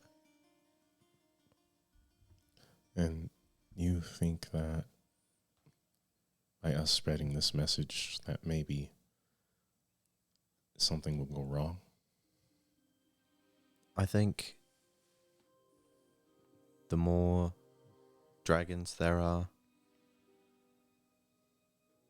the more chaos they can bring, the more death and destruction. As your prophecy foretells of a rebirth. Perhaps the phoenix will rise from the ashes. But I'd rather not be the ashes that the phoenix rises from. Right. Nobody wants to be the ashes. But cut the followers some slack. They do not bring this destruction. They warn of it. They're simply informing people of change that Don't get it twisted. They enjoy that it's coming. They are encouraging said destruction, said rebirth. Okay, they may not be active participants in the destruction, but they take great pleasure knowing that it's coming. It's gonna make them really happy. And, that just doesn't sit well with me. It's always made me feel very off with these people. Deverell, I love you, mate. You're a great guy. I don't think that you want anything bad to happen to anybody. But, this is what your leaders are telling us. And it's just doesn't sit well with me is all. I am really sorry to hear that, Acid. All of you. Well, not you, Ren. And he smiles a little bit. Well, if that's how it is to be, then I think it would be safer for you all to make your way back to Burnwell. If it means anything. I trust you. I do. I trust you as well, Dev. Dev, can I call you Dev? I'm calling you Dev. Sure. And you trust me even though I trust the speaker. I don't think there's anything wrong in believing what you believe. Right. Well, I can certainly appreciate that. Deverell, He raises an eyebrow as he looks at you. just know that I've got your back. And I won't let anything happen to you or the messengers. You'll be safe. Roll persuasion.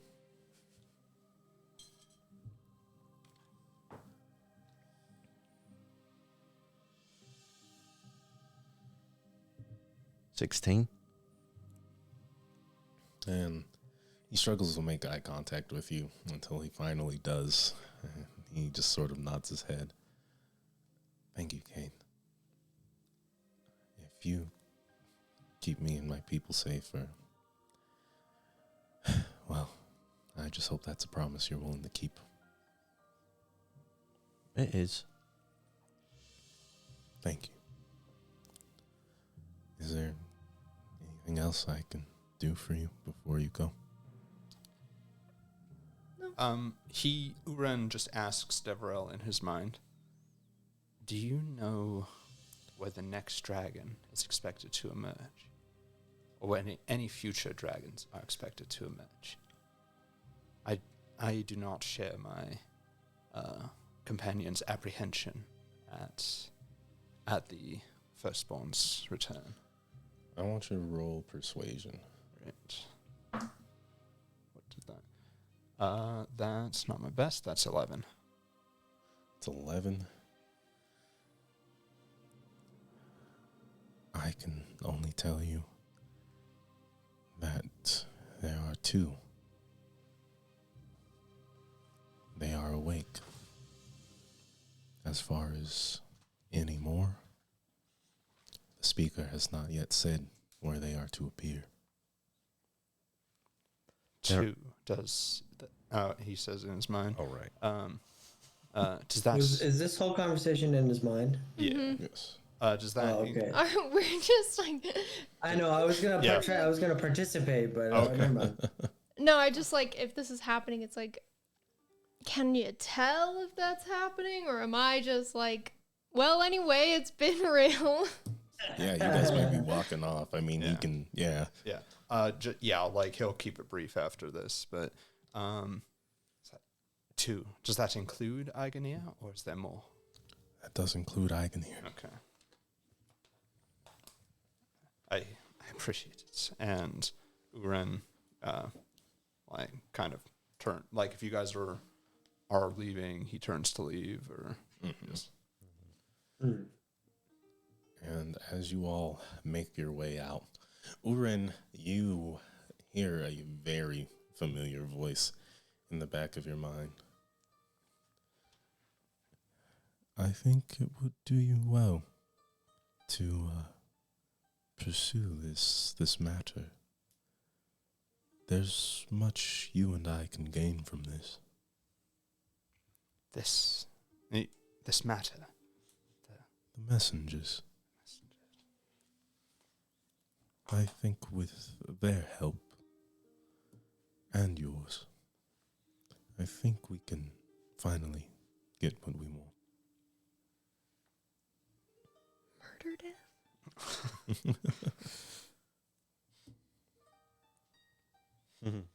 I will be in touch. Of course. And you all make your way back to the city. It is late. The guards stop you and question you, of course, but after a while they let you back in. Are you all going to sleep for the night? Yeah. Okay. Yeah, Thank I'll you. do some light reading. Okay, awesome.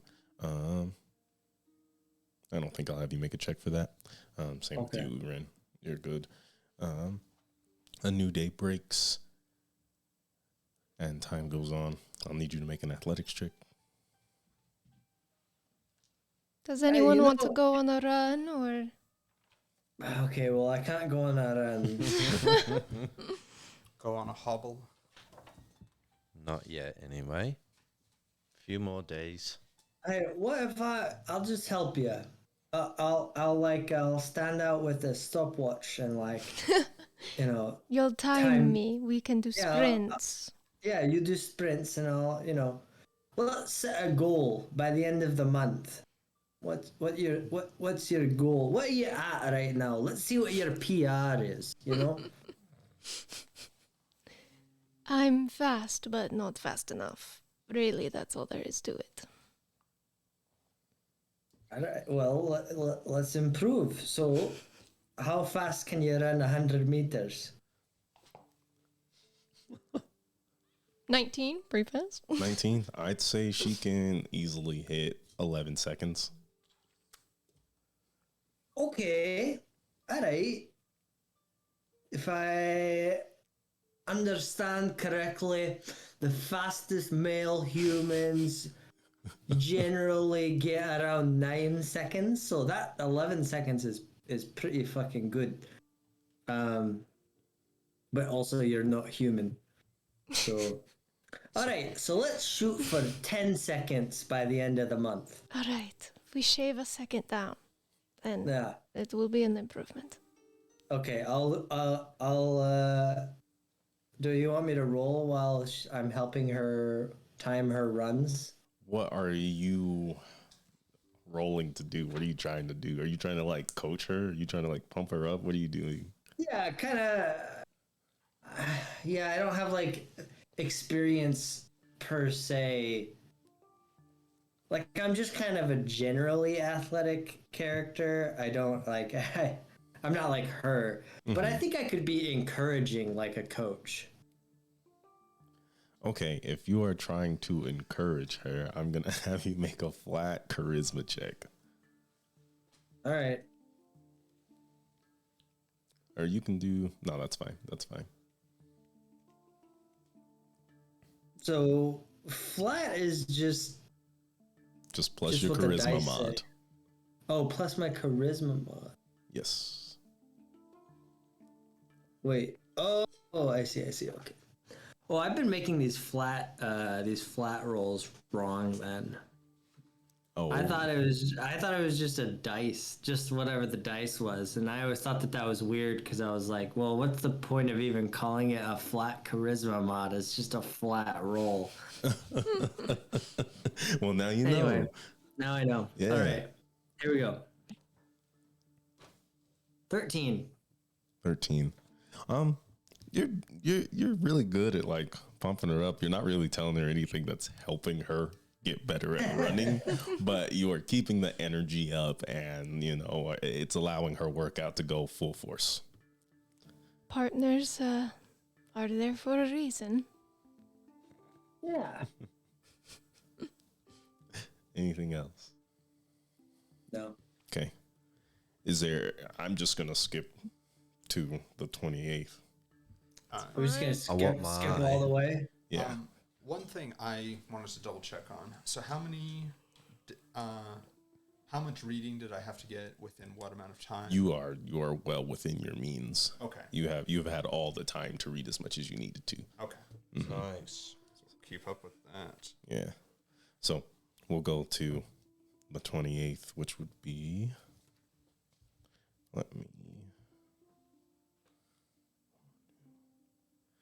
It is Dia Day, the 28th of Turning Moon.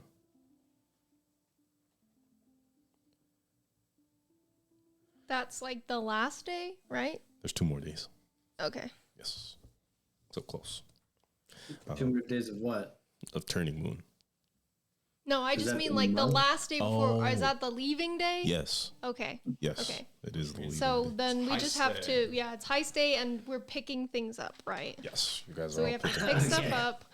I Then they're wake gonna go up on the and I'm heist, like, and then I'm going to it's go. heist day. I'm gonna go with Natori to buy the things that we have to buy. That's what we're doing. All right, wait, no. I feel like we're waking up and it's like we're all scrambling, and I'm like, all right, I need to go pick up my leg first, so I'll be back. Yes, you'll be able to scramble faster. Yeah. So I'll just be like, yeah, I'll go with Airsid, pick up our stuff. I don't know if I'm going to come back. I'll meet you all at the gates when it's time to go. Sure. Is that all right? Sounds good. Don't get caught. Never. Promise. Absolutely. Never, ever. All right. Oh, Best of luck. I will say that, like, we were saying that we were gonna put everyone in disguise before the heist. So I'll throw Uren my disguise kit. oh, sweet. He fumbles with it. Thank you. Okay, so you're getting everyone's disguises ready. Well, I think- Do you want your disguise now, Well, Airsid? I'm gonna. No, I'm gonna go get my leg and then come back here. Okay, And then we'll do that. I'll have you. Yeah, we'll do that. So you guys go to the well, and of course the broken blades are there, and you see Oliver. Well, hello, long time no see. Has been quite a few days. I'm surprised you didn't come in after that speech. That was something. Oh, fuck. I had to decompress. Didn't we all? We all went out for drinks, and well, I must say it was a good time. Yeah, So- well, thanks for the invite. We were busy, so it's okay. Yeah, we were. We I'm just joking. Well, I think you're here for metal, and metal kind of like you see him burst through the door. Hey, Oliver, where is? There are my friends. How are you? There's only two of you. There is only Uh, two of us yeah. to pick things up. That's right. Yeah, they're busy. Well, I guess that is fair. So, it looks like I have your glaive, and it looks like I have your leg, Ersid. Yeah, let's see it. Let's see this beauty. Come around with me. You see, I try to keep things in the carriage. So that way things aren't a little, And I think Aguba, she likes to see my work. Right. So, Lead on. All right.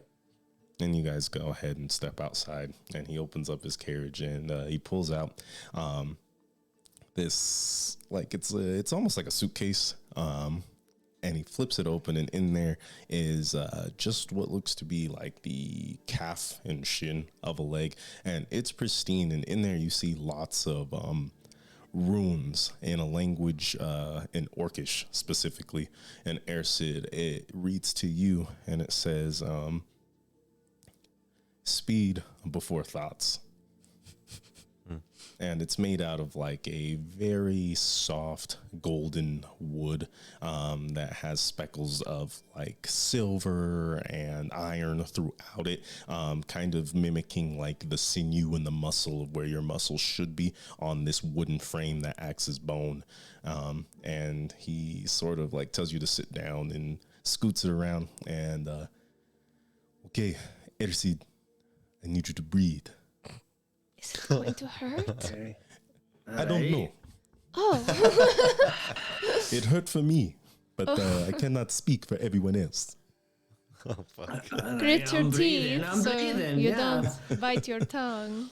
And like as you're sitting there, you feel what seems to be like steam going down your neck, and you turn around, and Agaba's face is right in front of you, kind of peeking out of the covered carriage, and it's just this silver like raptor face with these deep blue eyes that are staring at you, waiting to see what your reaction is.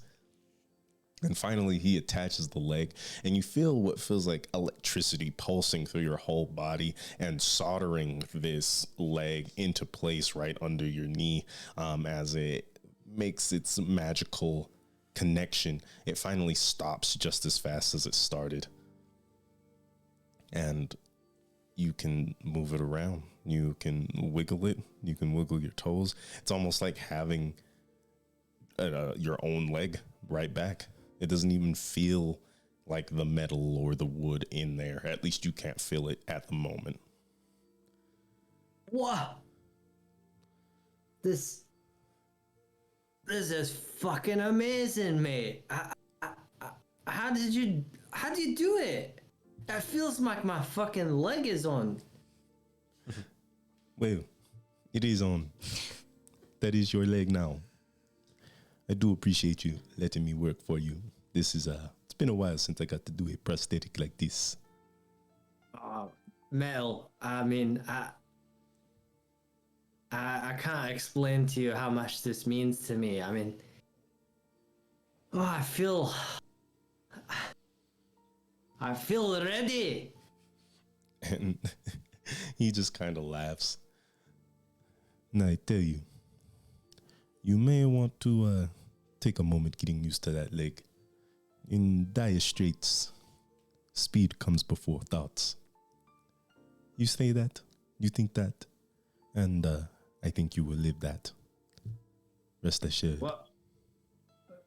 What's that supposed to mean? What do you mean? Well, if you need to make a quick getaway, I don't know how often you can do this, but you should be able to get a little extra pep in your step. All right. I'll just take a crack at it sometime. Take your time with it. It might be a little too fast. But now that the seriousness is all over, he goes into the back and he like wings around Agaba, who is like worrying and like chattering like as he goes about, and like looks around, and it pops out and looks at you, and like you can see it. I think you would think that this creature is trying to smile at you, but it is just baring its extremely razor sharp teeth, and like as it grins, like you can see the bottom patch just whirring around viciously. Jesus. I'll whistle at it and kind of like just hold my hand out a little bit. And it sniffs and like nuzzles itself up against you. Pet it. And Interesting. it's just a good little metal creature. Robots. And finally, Metal steps out, and he has your glaive almost exactly the same, but near the blade, there's a divot cut inside of it where he has split the gem into 5 pieces that line the blade itself.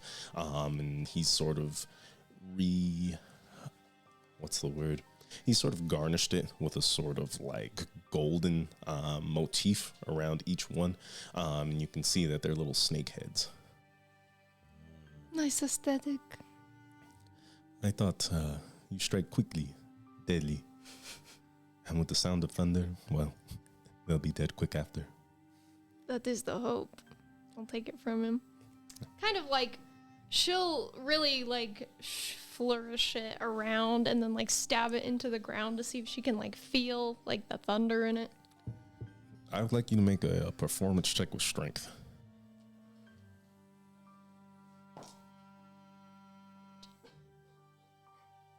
19. 19. It is quite the show. It's almost like one of your old rituals from home as you begin to flurry this blade all around you. And when you stab it into the ground, there is a soft boom that sort of echoes and shakes the world around you. As you can see, I like to think I do good work, and you make it look even better. Thank you. I appreciate it, Metal. And we appreciate you working for us. So, make sure you put that to good work. It will, I'm sure. And On her back. as he's like cleaning up and stuff, you guys see Nonary walking up to the well. And he looks, oh, hey, are the rest of you inside? No. You and I are going to pick up a few things. That's what I wanted to talk about, and it's just you and me. Yes. Okay. Not the problem, is it? No. Oh God. All right. So, where are we going first? And Well, we haven't bought anything for this, right? I mean, I've got horses and a carriage. Okay. So we need to buy food, water, maybe tents, things like that. Yeah. I mean, I guess that's why we have a carriage to carry all that stuff. Yeah, we can. go. You know this place All properly. right. Well, I'll see you. I'll see you back at the room. You'll meet us outside of the gates. Oh yeah, that's right. Yep. That's what I'll do. Okay. Yep. Bye. All right. Good luck with your errand. Yep. So he's running errands too, but not the same errands. Yes, the three others, they're doing something I don't need to be there for. Okay, well then let's go. To the furnace, I guess. And like he's just kind of walking around and he just shifts his coat up, looks a little bit, and you can tell that he's walking like straight, like almost robotically, like hands stiff, arms stiff as he walks down the streets of the smelting. And we'll come back to you guys in the room. I assume you're already working on Kane's. Yes. Or is And- Kane, are you doing that yourself? How are you guys doing this? Fuck. I don't know. I guess I can do mine, or he can do it, and then we can do Irsid's when he gets back. Yeah. Now I will. Now I don't want to take too much time on this because I know we all want to get to the heist. But just like while we were alone, one conversation Uren wanted to have with Kane was, and this can be just like as he is helping with the makeup and whatnot. Sure. Now, I feel this would be better to address sooner rather than later, but I will admit that I have a certain eagerness, perhaps not quite as fervent, but there nonetheless, as fervent as the Fathers of Tuanul, but I'd be lying if I were to say I was not excited at the prospects of the dragon's return as well. Now, I do not expect you or anyone else to share that view, though I simply wanted to address it before it became a point of contention. We will be traveling and spending a great deal of time together after all, so... Right. I'm not. I just don't know, mate. It's fucking scary. That dragon could have swallowed me whole. I believe a certain healthy respect or fear of something like a dragon is wise, if nothing else.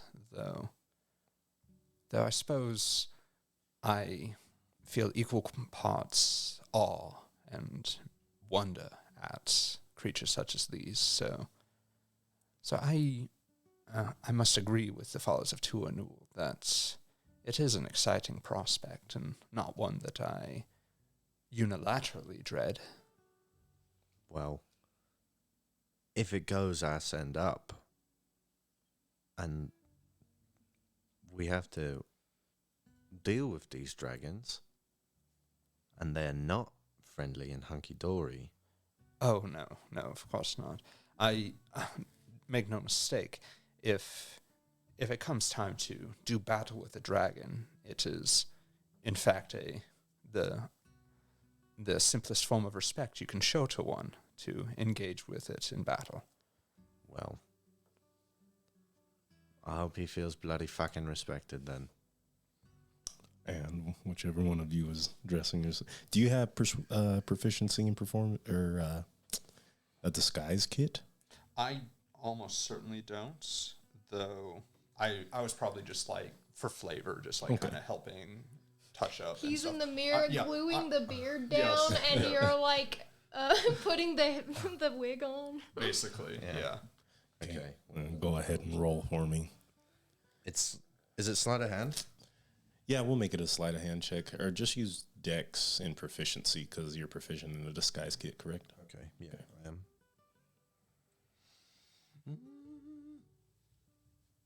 Okay. Please be good. 12. What were you going for, Old man. old man? Age makeup is some of the hardest to do. You Maybe you realize halfway that you should do something else.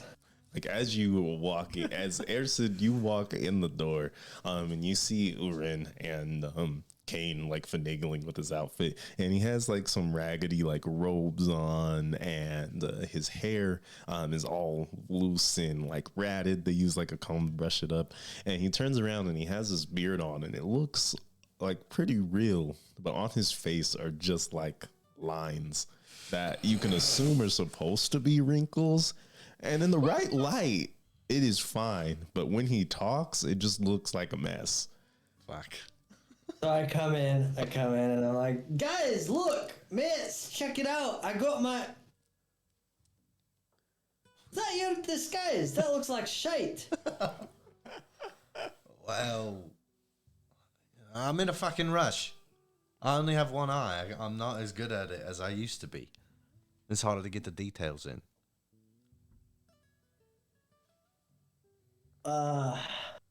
Your leg is pretty cool, though. Yeah, I nice must admit. fucking leg. And he's like neat. Yeah. He's like crouching down and just like looking at it. Congratulations. Thank you. I'm feeling good, even if Well, never mind. You know, I'm feeling good. We can do this. Yeah, we could do it. It's gonna be fine. Before we do any of this, I need to get my fucking eyes from. That's where the name is from. His wealth was the Dragonborn. It is. Was it fucking him? Oh, fuck me. Okay. Wait, He left without my fucking giving me Oh, my the- eyes. the glass blower. Yeah. You think That's he? right. No. The guy you talked to who called himself Welf was human. Okay. Yeah, Oh, so there's two guys named Wealth. or so you think. Right. Okay. Okay. Because if we leave, I don't want to leave without those. So a quick pit stop before we make it to the Salted Scroll. Yes, please. Although, yes, indeed. Although, before we leave, and he looks at, he just grabs the next disguise kit and turns to Airsen. It's like, just to be safe, and we're gonna Go ahead disguise and him. roll. Yeah. Can you like bardic inspiration yourself? Or? You can guidance yourself. Sure, I'll cast guidance on myself. How many guidances do you have? It's You can only use one at a time.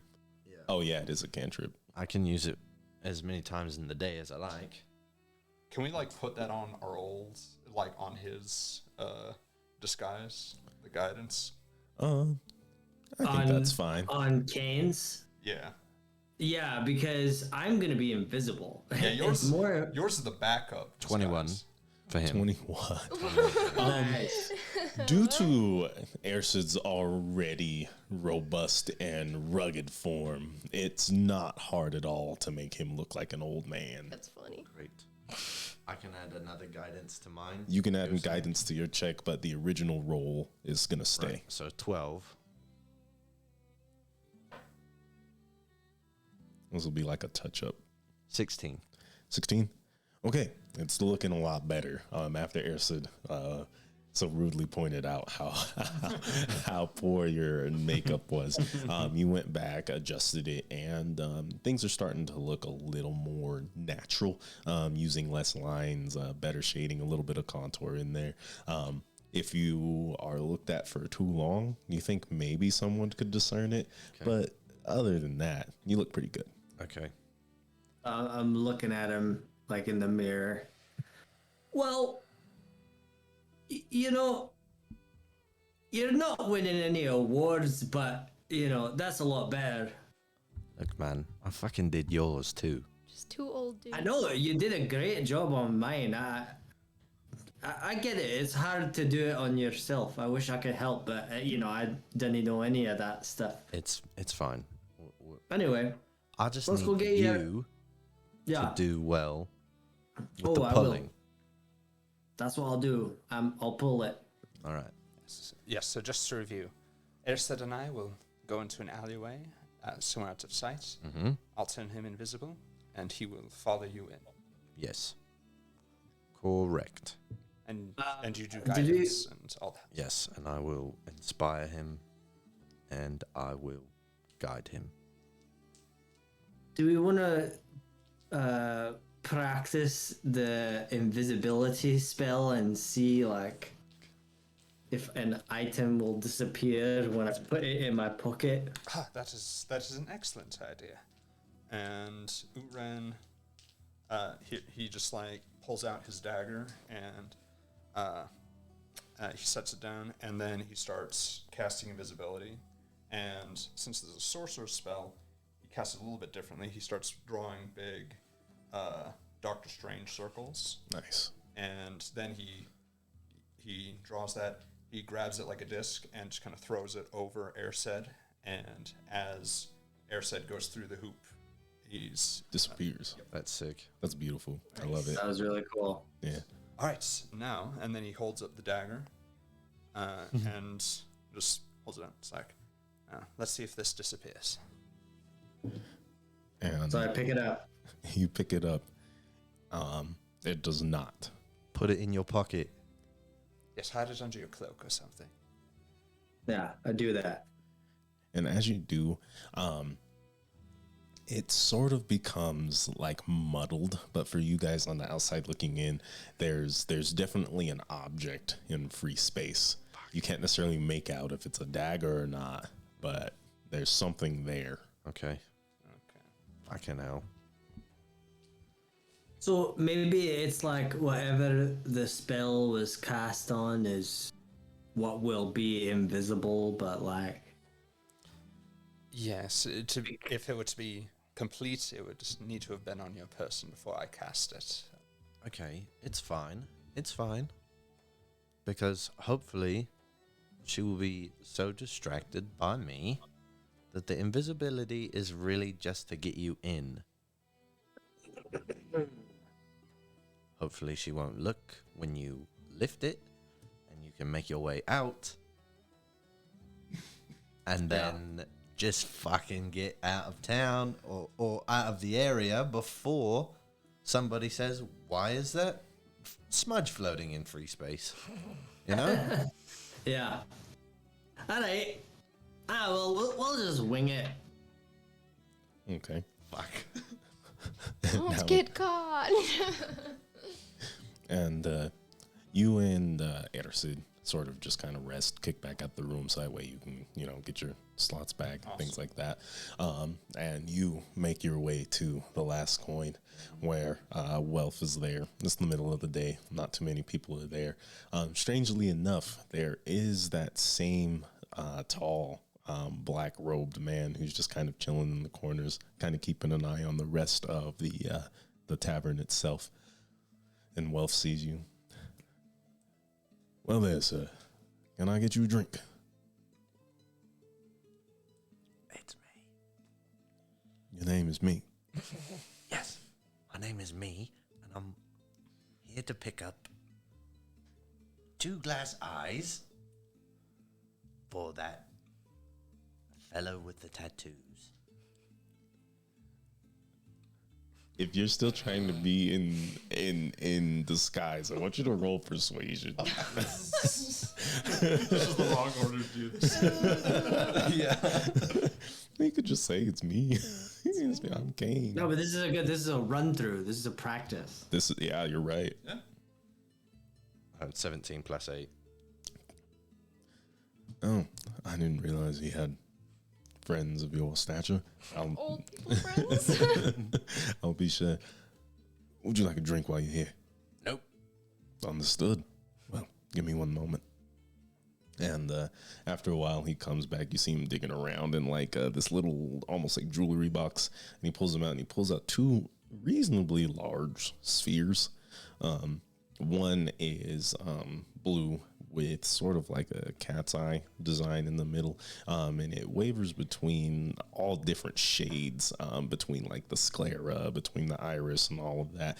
It's quite masterfully done. It's almost like a monochromatic blue rainbow. And then the other one, he took some freedoms with. And it's more like human in nature.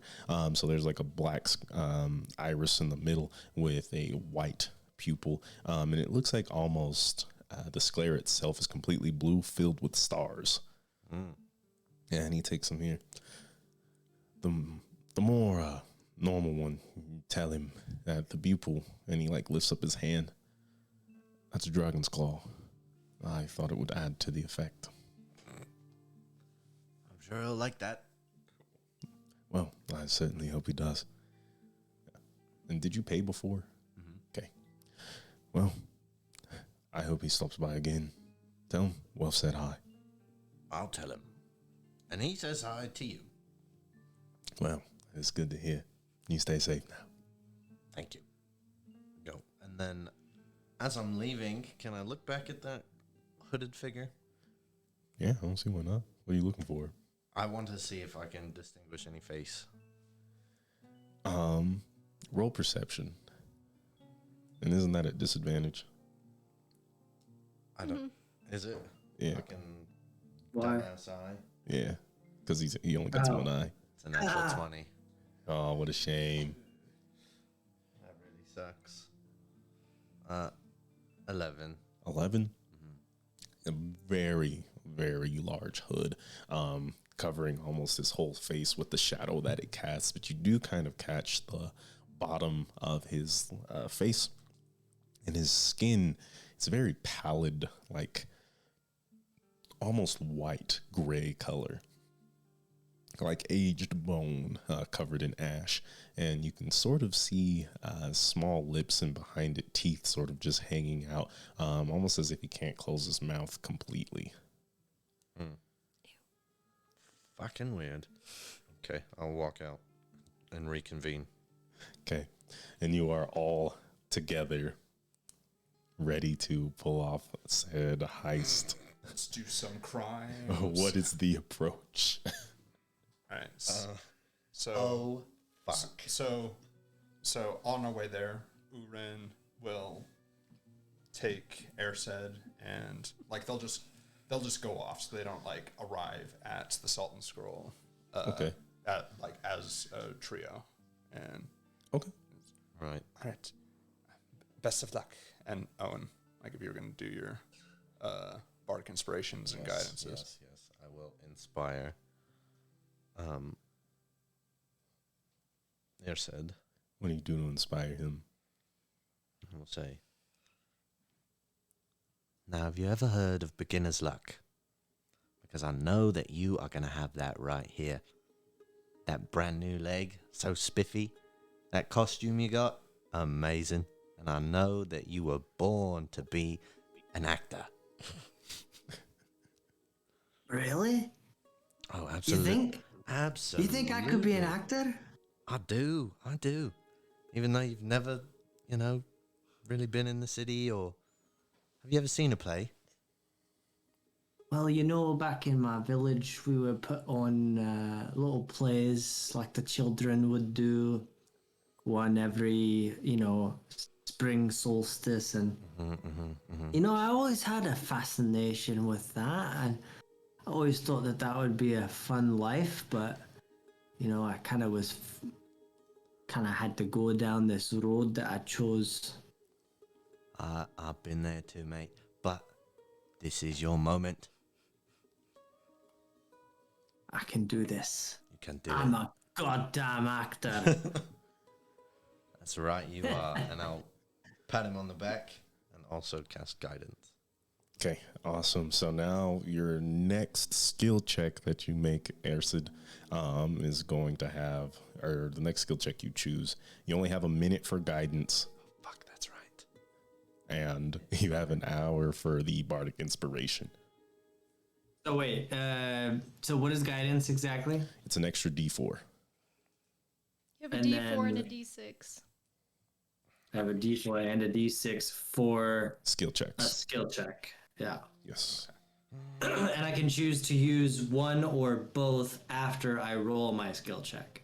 Yes, and before I tell you what it is. And so, at the first opportunity, we'll find an alley, and I will turn him invisible. I would like you guys to roll stealth. Stealth. He's not going to be able to use that guidance. I don't think he's Unless going you to. use it right here. You might want to use it for the stealth. Me roll What? stealth as well? No, Okay. unless you're... No, I don't think you need to. Wait, you want me to roll my guidance? Why? Because You it only only have it for a lasts for a minute. minute, and I have to Oh. touch you to use it. Oh, okay. Well, then I guess I may as well. Wait, is this gonna carry over, or do I have to make another stealth check? I don't know. You'll have to make a couple of checks. Okay. Just do it. Just do it. I cannot cast guidance on you again. I mean, I got 21. Okay. I guess I'll do it anyway. I got a 14. You got a 14.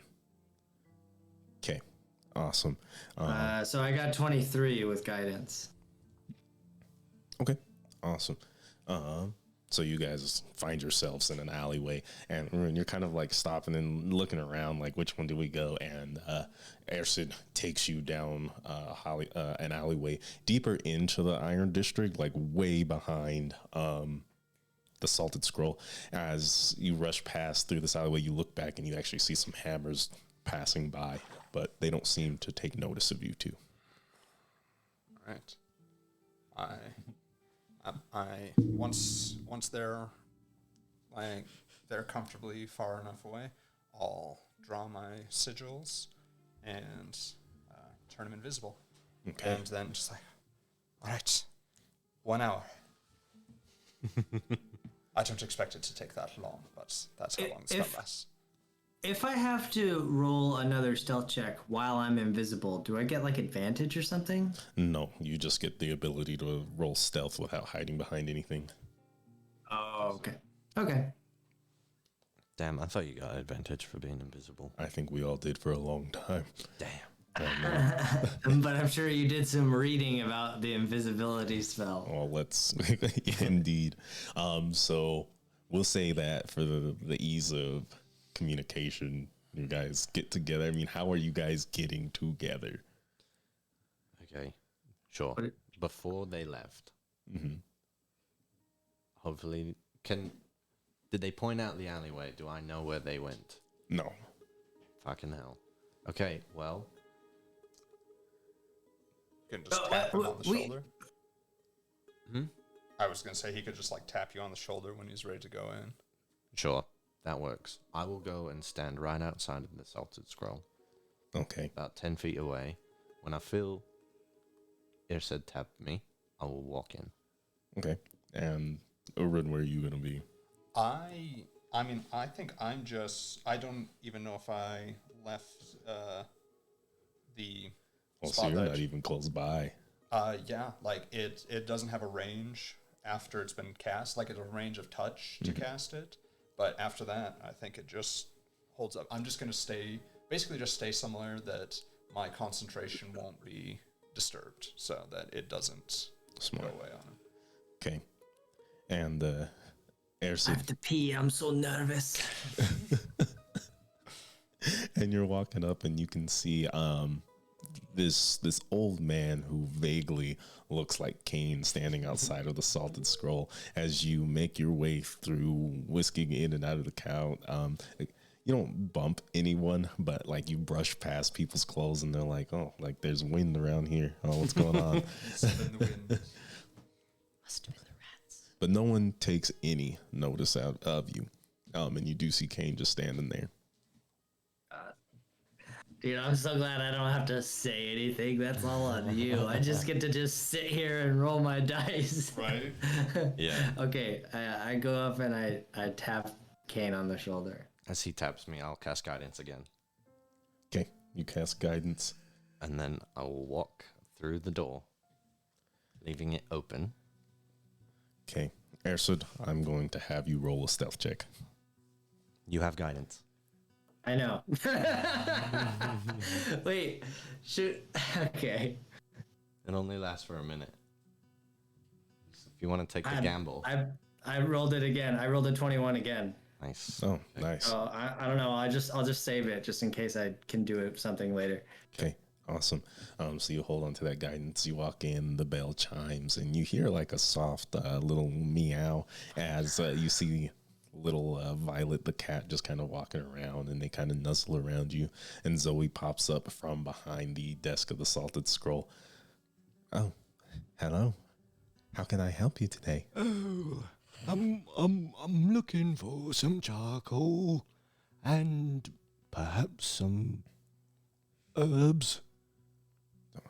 Charcoal. We definitely have that in stock. And what kind of herbs are you looking for? Sage. Sage. Is that all, sir? Perhaps I'll also have a look around. Well, please feel free. The Salted Scroll is one of the finest magic establishments in Burnwell. Great. I'll walk in. I wanna get a lock on the where I think the wand is on her belt. You definitely see that same satchel, and due to your guys' previous experimentation with this, you can see the sort of bulge of the wand kind of going around in there in the satchel itself. Okay. And she's just behind the desk grabbing all kinds of like vials and picking up charcoal and kind of taking a small knife and whittling it down into a little sack, turning it into a fine powder, getting some sage. And she turns around. So, have you found anything that you are looking for? There's bookshelves in here, right? Yes. Okay. I'm gonna walk over to the tallest bookshelf, unless they're all the same, and I'm just hunched over, old, decrepit. Oh, please, could you come over? I'm going to need you to roll performance with advantage. Great. This is fantastic. The oldest man. The oldest. Come on, baby. Okay. With advantage, you said? Yes, sir. Okay, good. That's 18. It's 18. Okay. And she steps around the desk, walking towards you. Yes. What can I help you with? I'm having trouble reaching that book all the way at the top and to the left. Well, this a study in religious symbols and rituals, and she starts to reach and pull it up and looks it through. So, I'm gonna see if I can. Okay? Hold on. Is this satchel? Does it have like a button? It's just a flap. There It's is just a flap. Yeah, there is like a little tie that comes around it, What do you mean a tie? like a little like a string lace that comes around and ties around the flap. Like a little cinch sack thing. Yeah. Oh, so it's tied close. Yes. Okay. So it's like a bow, like you tie your shoe. Yes. Okay. So I'm gonna try and untie it while she's reaching up. I'd like you to roll for the sleight of book. hand. Okay. It's go time. Do you think it's been a minute or have I lost my guidance? Oh, I'll let you have the guidance. Okay. Nice.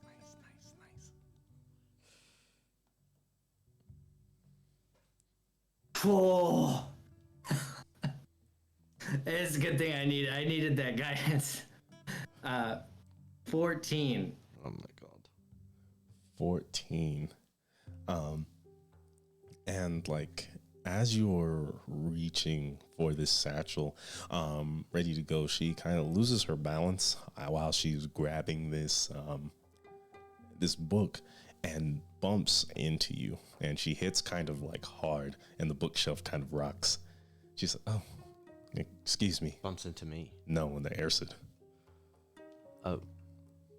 Okay, and then I move away. Okay. And you like slip past, and she sort of like looks around. This is what you were looking for? I'm sorry, I'm a little clumsy. Oh, no. The other one. Next to it. Which Did I did I get the tie untied? I would say you successfully got the tie untied. Okay. but Now you she's a are. little But there's suspicious. yeah. Okay. I'm sorry. Could you repeat the question? You don't want this book on religious rituals and Let me see it. all right. Maybe it is the right one. I'm gonna. Old mind, confused. Can I reach my hand and place it on Kane? Sure.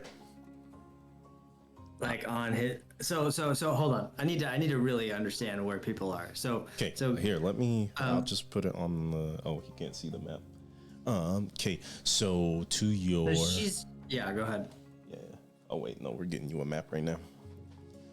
Well, the stream, there's a lag for me, so I imagine she's in between us, yeah?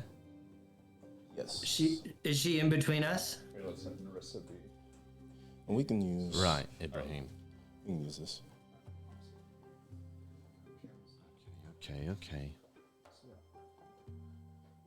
Oh, we're trying to get it up. So you guys are in like the top half of the shop near a bookshelf that is on the right of you, Ersid. Kane is facing towards you as she speaks to Zoe, who is in between you. So the bookshelf is on his left, and she's looking at Kane right now. Okay, so I want to walk around so that I'm directly behind Kane. Okay, and because your position was slightly compromised, I'd like you to roll stealth again.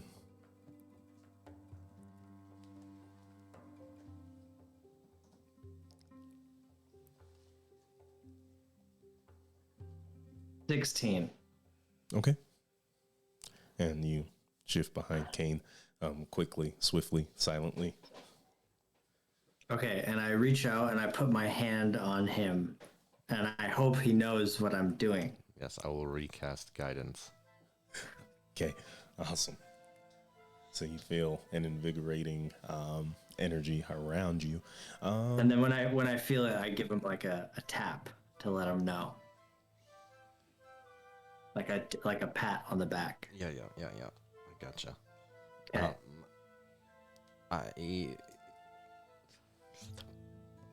How much is this book? That one specifically. So do you have trouble reading?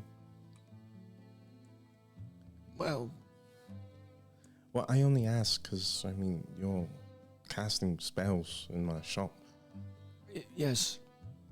Well, I cast the spell because you're so beautiful that I'm nervous to speak with you. I haven't talked to a woman in a very long time. I'm going to Roll, roll deception. And I would argue that she is in fact beautiful and that he is in fact very nervous. If that affects your Yeah, mood. I guess that's fair. Persuasion. No, I'll give him deception with advantage. Deception with advantage. Okay. There's a little bit of truth in take it. there.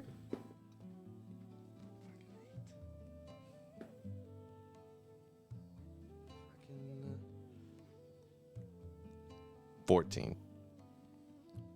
14. Damn, with advantage too? Yeah, I rolled a 7 and an 8.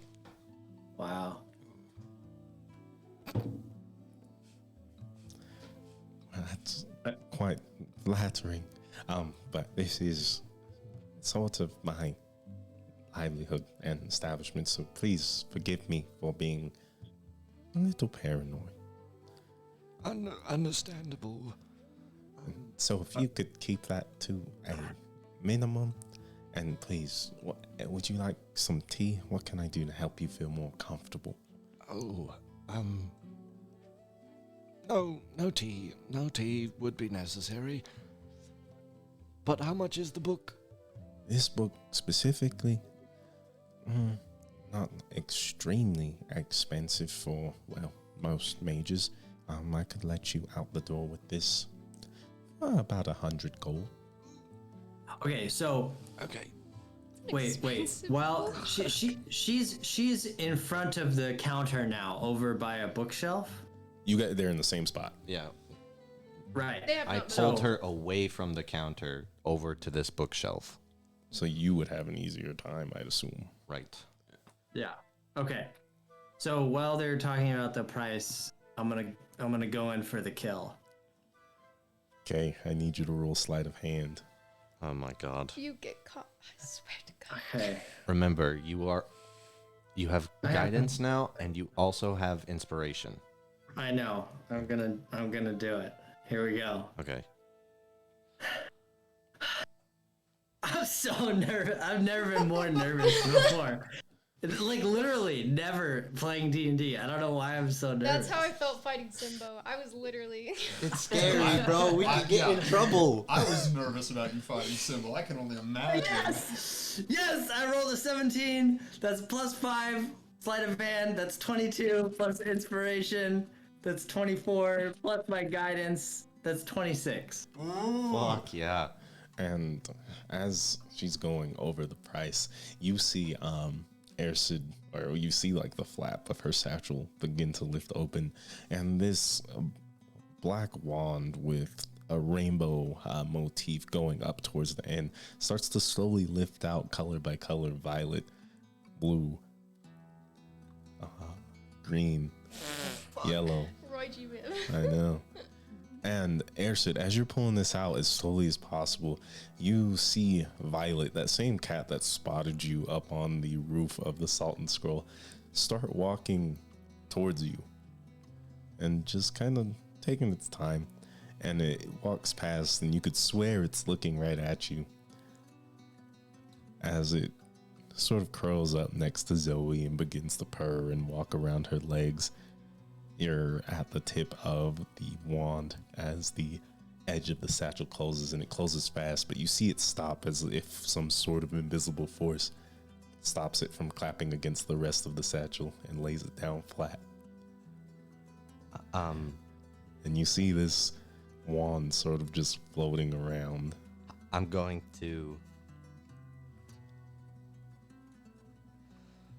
use the orb, and I'm going to cast blindness on the cat. Wow. What's the save? Whoa, that's so fucking clutch. It's a con save of 18. It's a con save of 18. This is great. Wow, did you know? Were you planning that the whole time? That is a nice move up your sleeve. No fucking You guys are about to be way. blacklisted from the Iron District. Can I use luck and make the cat re-roll? It's Actually, only I don't think it is. I think it has to be an attack it roll. has to be an attack roll. It's, You beat it? it's attacking you with its eyes. It's an It attack. rolled an 18. And so you grab this orb and you do it, and you can kind of hear this voice saying, "Blindness, that's your pick. All right, fine." And you see this cat, its big purple eyes start to get like cloudy, and it shakes its eyes away, and it starts looking around. It starts kind of like making that like cat noise as it looks around the establishment. And Zoe looks down. "What? Violet, are you okay?" And Violet just kind of looking around. I don't think your cat likes me very much. And then it looks at you and it starts to even more. "No, I don't think it does. Do you have dogs back at home? Why just now?" I don't know. I don't think animals like me at all, really. I mean, this whole time I'm just gonna try and And I need you to roll stealth again, Ersid. sneak out. All right, here we go, baby. +7.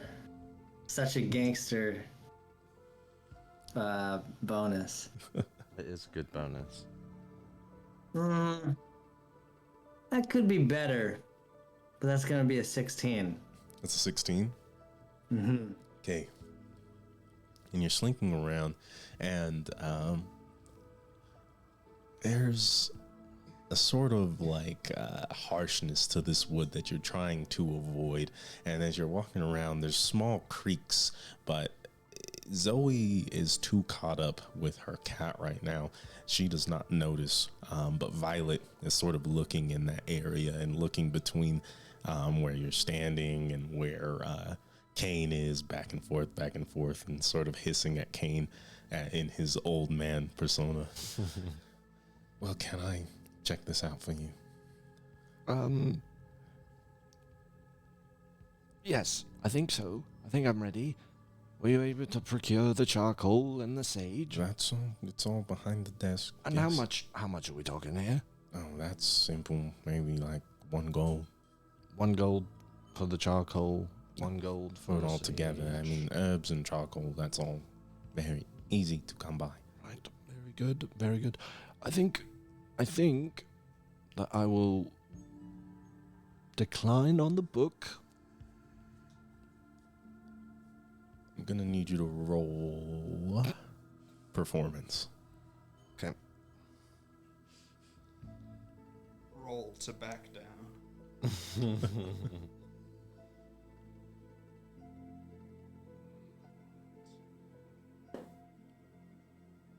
Natural 20 No way. plus 8. Jesus. She looks, I understand. No worries. And she puts it back up. So this is here. If I could just take that gold. I don't want to simply dismiss you from my shop, but you've got Violet here in the kitchen. I think that would be, I hope you understand. Understandable. Oh, absolutely. And I'll reach into my gold purse and hand it to her, and I'll say, Why don't I wait outside? As to not disturb your cat any longer. You go ahead and... I can just bring you the gold and you can leave. That's easy enough. And she like runs back and grabs the sage and the charcoal. Okay. I'll start just moseying over in my old man hobble. Do come back again. Oh, absolutely. You've been lovely. You are lovely. Hopefully your cat next time won't be so angry with me. And as you say that, Violet just like... Oh, hush. And I'll walk out the door. And Airship, I'm going to have you make one last stealth check as you try to burst through the door. Let's do it. Let's do it. My guy.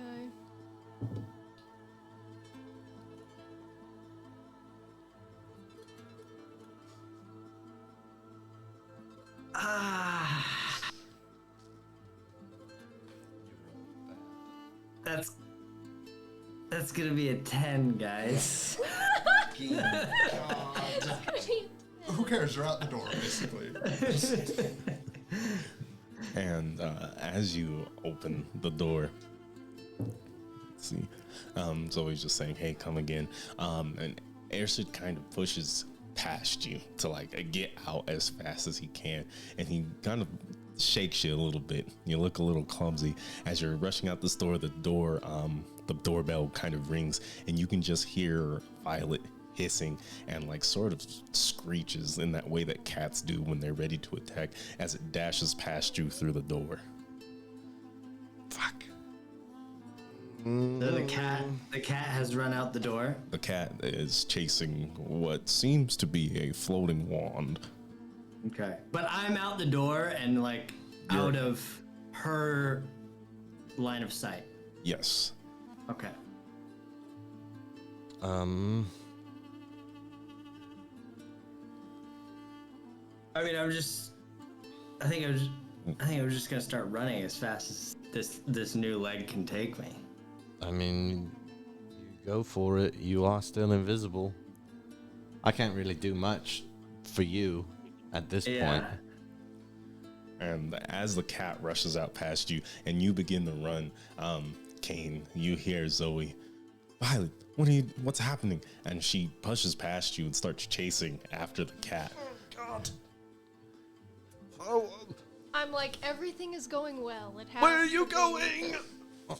Fuck. I think I'm gonna have you guys roll initiative. Oh, fuck. No. Disgusting. We were so close. Without a hitch, really. God just escape. Just run. Yeah. Now I roll massive. 17. 16. 17, 16. Okay, awesome. That works for me. Give me just a second here.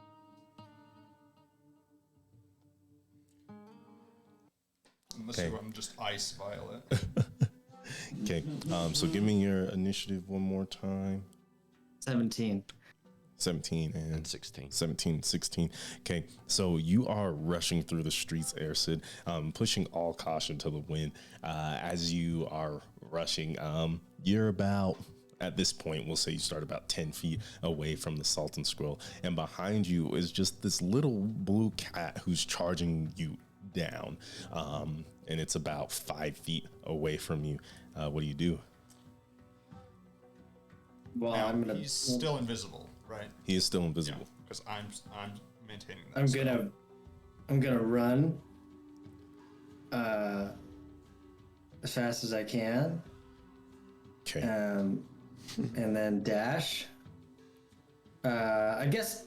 Okay. Yeah, I'm gonna run as fast as I can, and then I'm gonna dash, and then I'm gonna try and see what Metal was talking about for my leg. I don't know what kind of added, if it just makes me go faster, but I'm just really gonna push it. I'm pedal to the metal right now. And I'll try and turn like a corner down an alley. Okay. So first off, I want you to make an acrobatics check as you're trying to weave through the people in the crowd as they're just kind of going through the Iron District. You're running. You see this cat behind you, and it's keeping reasonable pace with you. Okay.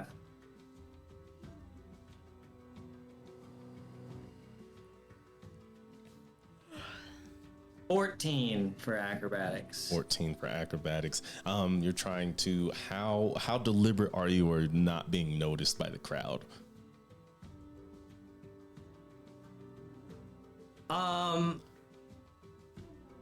I mean, yeah, I want to maintain my invisibility, and really, I am trying not to hit anyone. Okay, awesome. So as you're going, you end up slowing down a little bit just to make sure that none of these other people can say, oh, I was just bumped into by some sort of invisible force as you're rushing. And you only manage to get about 15 feet away before you kind of make it through this piece of the crowd. And you begin to kind of take this energy and dash off again. And you think that same message, speed before thoughts. And you can kind of, it almost as if like there's heat coming from this prosthetic leg as you begin to dash. I'm gonna need you to make another athletics check or another acrobatics check. Natural 20. Natural 20. As you zoom past, you gain another 45 feet, moving fully 60 feet. You turn this corner, you rush in, and you see like a couple of people, they're moving like baskets and like barrels around into the backs of their homes and things like that. You're rushing. This cat is behind you and it's still right on your tail. It's starting to almost match your speed. Kane, what are you doing? What is the running speed of a cat? This cat is fast as hell. I think, isn't it 30? I mean, Watch, he's gonna there's look it up. no It's gonna way. be like 40. Yeah, It's it gonna might be faster. Dogs are faster, so. Well, dogs are faster, but I'm trying to think in real life. I could 100% outrun a cat, especially at long distance. I don't know. I couldn't you- outrun our cats. It's I think we can have that conversation later. I really think a cat would beat you. Well, it depends on the distance. I'm gonna cast blindness on what's her name? Zoe? Zoe. I'm You cast blindness on Zoe? Zoe. Blindness All right. again. Okay. Yeah. Let me go ahead and roll a save. And as Zoe sort of like rushes past you to try and get a hold of Violet, she starts to scream. She's, help! I can't see. I can't. Someone, there is an old man somewhere around me. Someone catch him. Oh, fuck! What? I'm gonna run into an alleyway You're gonna run. with my 30. Okay, so you rush to an alleyway. I need you to make an athletics check, as like some people are like trying to like get in front of you. Other people's are just looking around. Fuckers. Wonderful, fantastic. So I guess we just. Well, maybe we can go on the track. Yeah, I was gonna say Athletics. I was actually kind of Athletics? thinking like Yes. after a certain point, Uren would probably just like leave to try and find the rest. Or of Yeah, I'm acrobatics. like, if they don't make it back, they don't make it back. I'm going. I'm gonna use luck. You gonna use luck? Go ahead and use luck.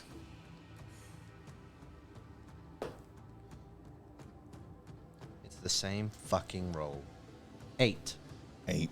Oh man, and you rush, and this woman by you kind of grabs you by your cloak, and as you try to slip out, you can feel it loosening, but she reaffirms her grip and pulls you. You make it about 15 feet before you get pulled, and someone's like, "Help! Someone call the hammers! This man here!" Oh my god. Rushing, and then Fuck, dude, I went the opposite way. and you guys are going the opposite way from each other as you guys are both rushing. This cat is still on your tails, and it's starting to overtake you as it runs in front of you and like hops on top of the barrels that these people are using, and it begins to hiss. It is now your turn. Airson, what are you trying to do? Just punch the cat.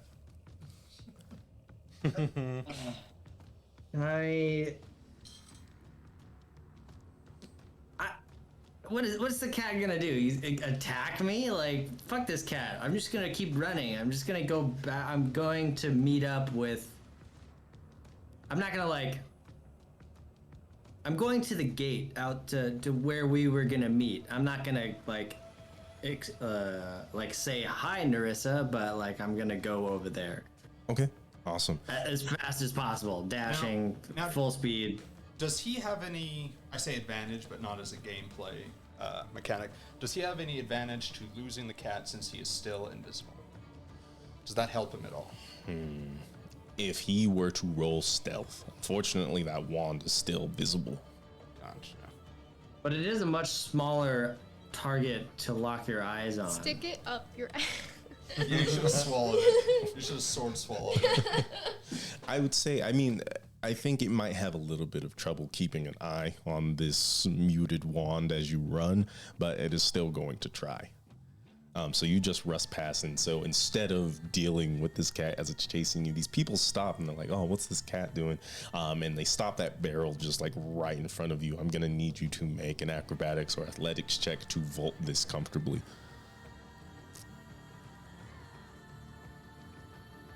16. 16. Okay, it looks good, and you hop right over the cat, and as you do, the cat takes like a swing to jump and try and grab this wand, and I need you to make an athletics check.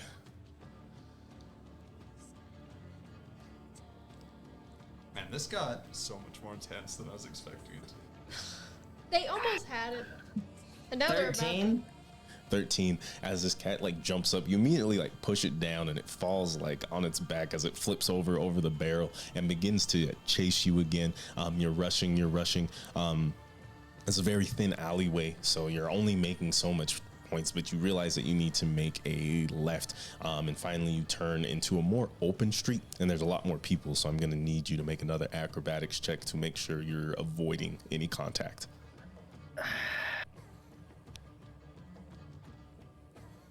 24. 24. Nice. Let's see how Fagato does. What's the Okay. cat's name? It's Violet. I just called it a gato. El gato. Because it's a cat. Yeah. Yeah. And you turn back, and like you can see roughly like 20 feet away that this cat is like bouncing in between people, still chasing you, and like it's trying to like scratch people and like get their attention. It's trying to figure out how to get them to notice you. You realize, Kane, you're being pulled by this lady. You've only moved so far. Zoe's screaming, saying, my eyes, what's happening?" You getting outclassed by a lady? Oh, fuck you. You're a professional adventurer with a and terrible this dragon normal spear. woman has you. Fuck. strong, I will. What you gonna do?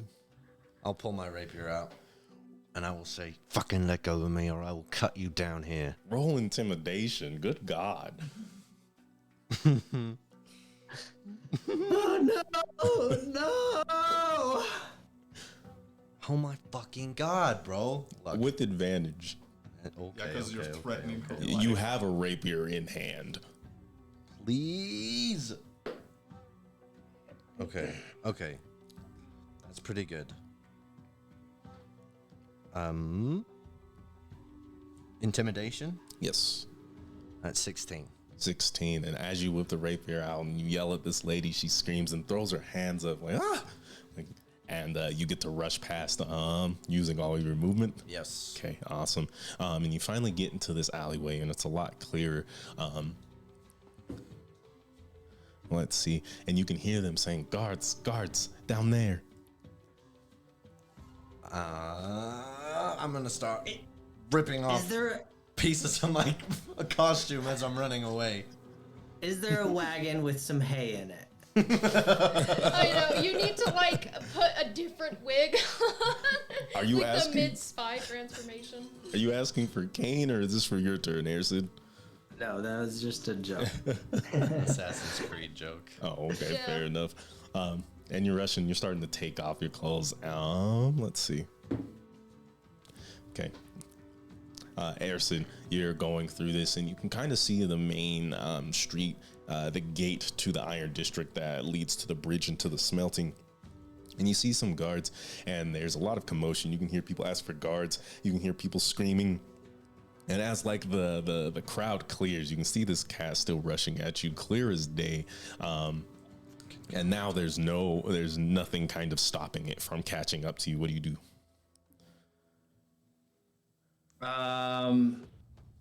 So I can see the gate. You can see the gate. I look around for either Narissa, Nannery, or Urin. Urin, did you stay in the Iron District? I stayed in that alley. Yeah. Like, yeah, he's like basic. It depends on how long it took them to do all of this. Yeah, Urin said. because Oh, sorry, finish what you were saying. oh, I was just saying, like, if you're just in the alleyway, we might not even be done shopping. I don't know if we're out there yet. Yeah. Uren has been thinking just like, man, this was so easy. Yeah, because it hasn't been very long. Yeah, it's like So- this one's so easy. We should have just done this earlier, and it's just chilling. He has no reason to think this was. Okay. And Airsid, just to be clear, you are at the gate from the Iron District to the smelting. You are not on the gate Yeah, if outside we of were the going city. to be anywhere, it would be the gate outside of the city. If we were done shopping, that's where we would be. Okay. Fuck. Okay. So I want to look for an alley that doesn't have that many people down it. Roll a quick perception check. 15. 15. You're moving pretty quick, and the only alleys that you can see that seem like freedom are still in the Iron District. So are you staying in the Iron District, or are you going to move down into the smelting? Yeah, that's fine. I'll stay in the Iron District. Okay, so you push past these guards, and they all get kind of like flabbergasted as they see this cat run. And they're just kind of like looking around, and you find this alley that's pretty clear, but it's midday. You're still rushing through it. You've made a solid work. I'd say you're about still only 20 feet away from this cat as it's still rushing towards you, all limbs moving in complete unison to get at you to get this wand. Kane, Okay. go ahead. Well, okay. I mean, you can do Kane, and then we'll go back to me. Okay, awesome. You are ripping off your clothes. You're looking around everywhere, and you see like a couple of like people just kind of like freaking out, and you hear like, "What is happening here? This cat's just running down the street with such gumption." And another one says, "I see a wand floating. Like what?" And like you can just kind of see this scene with people like cruising, like looking around, trying to figure out what's going on. And you can hear guards rushing down the alleyway that you had just ran down. Okay. I'll cut right, and then I will minor illusion the visage of myself as the old man at the end of the alleyway as I continue to run down this way. Okay, so you run into, so let's see, the gate would be to your left, so you're just trying to get away. I'm just going right. Okay, awesome. You keep an eye on this minor illusion as you cast it. People around you are just kind of like getting out of your way as you rush, and the guards come and they tackle this illusion, but to no avail as it completely dissipates, and they get up and they're like, "What's going on?" And no one really says anything. They're all looking around. They're like, "What do we do? What happened to that guy?" And you are scot-free. Good. Great. Okay. Good call. Back to Kane. Not looking like the old man, correct? Yeah. Yes, Now- you look like Cain. Now, Good. Now, I don't know if this will make Like any the makeup. difference, really. Yeah. But I mean, it's like, at this point, the cat is acting of its own volition, because I'm pretty sure it's out of the 100-foot range for Find Familiar, for her to still have control over it. That sounds most likely. Okay. Just wanted to see if, like, that would have any bearing on the situation. Sure. No problem. Okay, so Airsid, it's the top of the round. You're running. This cat's rushing you. You're in an empty alleyway. What are you trying to do? Okay, so did I turn this corner into this empty alleyway? You said that I Yes. was 20 feet in front of the cat, so when I turn this corner, it breaks line of sight, right? Yes. Okay, so I'm going to I'm going to look for right when I turn the corner. Are there any boxes or barrels on the sides of the alley? Boxes or barrels on the sides of the alley. Yes, absolutely. Okay, I'm going to slip the wand behind one of the boxes so that it's in between the box and the wall of the building. Okay. And so- then I'm going to roll stealth. Okay. So you rush in, and as soon as you break line of sight, you drop this behind like the boxes and the barrels, and you roll stealth, trying to just kind of make this look even more like an empty alleyway. What is your roll? 22. 22. Okay. And you stop, and you can see this cat, and it kind of like stops when it doesn't see the wand, and you can hear it just kind of like hissing, just. And it starts to like walk really slowly, and you can feel your heartbeat just thumping as it starts to walk past you. And it stops and it sniffs the area for a little bit, and it comes up like right next to your leg, and it starts to like hop on this barrel around you, and it sniffs up the wall, and it shoots up the building, jumping off of like rafters and windowsills all the way up, and then it starts to, you can kind of hear its little feet as it is meowing ferociously it gets further and further away, but at the moment you feel safe. Okay, so then I grab the wand back and I go back, still very God, I don't know what to do. Oh, so I grab the wand back.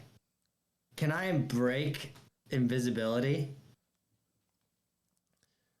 It's not your invisibility. Yeah. What are some? And If you attacked, yes, you shot if, something. wait, would if or if he you attacked? casted a spell. Is it Yes. if he attacks or if I attack? I think I'm gonna say it's whoever is invisible, Right. Yeah, because it would be really strong if you could just cast it on someone else and then. and then it's They can fine just no matter attack what they forever. do. Yeah. That'd be fucking busted. Yeah, the spell ends for a target that attacks or casts a spell. So you can if you attack or cast a spell. Okay. I attack. No. No. Okay. So now that I've kind of lost the cat, I'm going to just fuck. I'm gonna start going back. Nope, don't want to go back. That's a bad idea. Okay, I'm gonna go to the gate outside of where we're supposed to meet, and I'm gonna have the wand in a pocket so it's a little blurry or something. Okay, awesome. And you run through the district, and you're going to the gate where you all are supposed to meet up. Yeah. Okay. You're kind of going around. Urin, it's been a while since things have kind of gone on. You're thinking roughly like 30 minutes. No one's come back.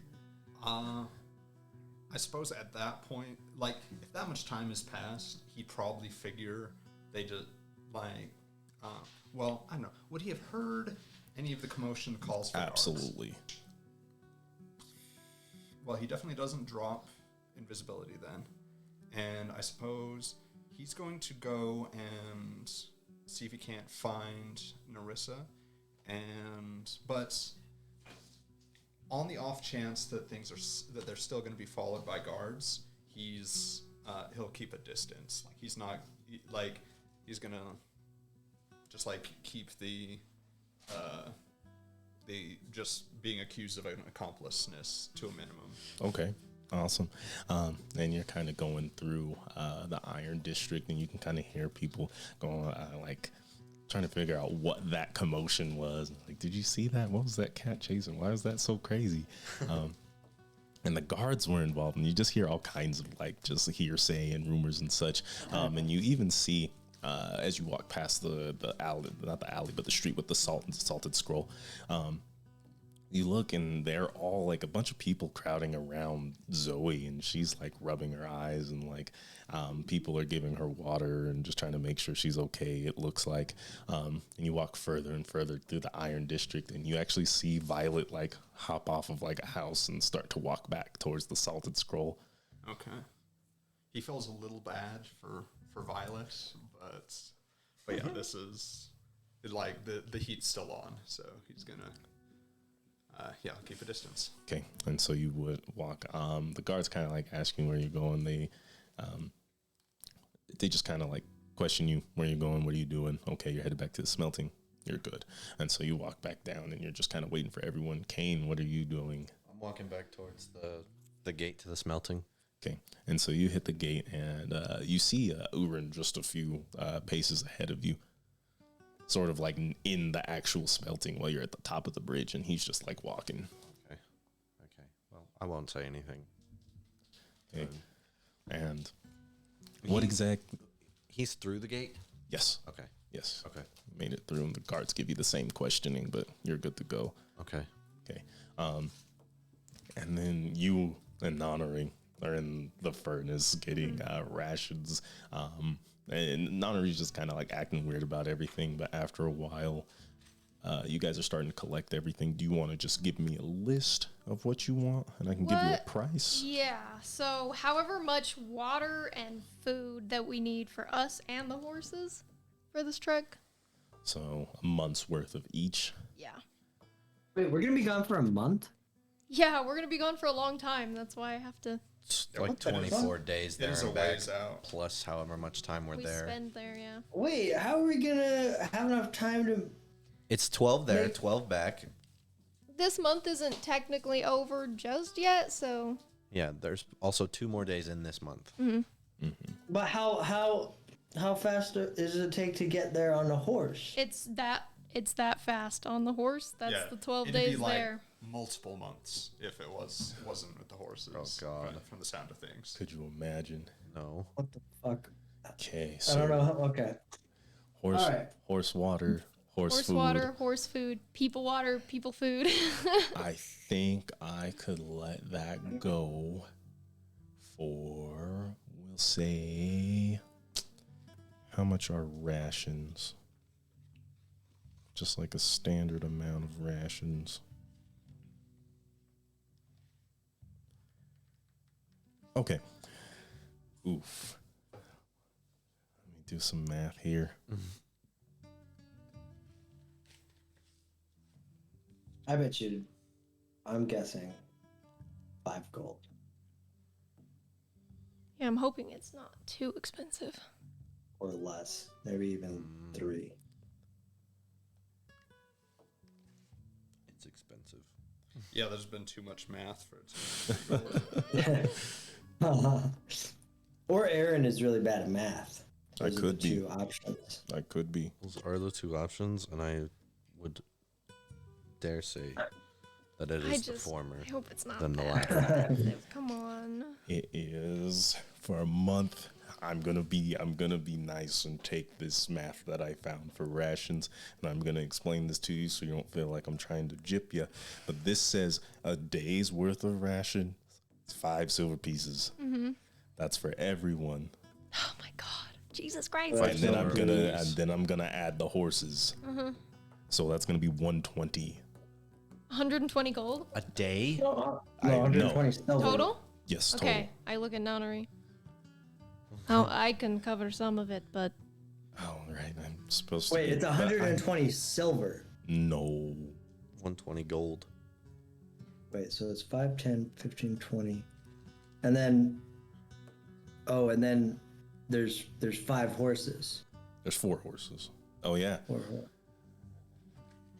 Yeah, 5. There's 5 horses. Yeah, we giving one the nonnery? Because Well, there is a unless he wagon wants that to they ride have in to the pull, wagon. so someone can ride in the wagon. I think 4 horses is probably more than fine. Oh, okay, yeah. yeah, so that's good then enough. He there's- can ride in the wagon. It's safer that way. Yeah. So that's 40 silver pieces a day times 30. Yeah. Yeah. So that's 40 times 30. And that's just for food. Yeah, so that's God. 1,200 silver pieces. Didn't Honorary say that he'd pay for the horses? Like, I think he's paying for the horses. I don't know if he's going to pay. I mean, okay. I think that would be an ample split in 60-60.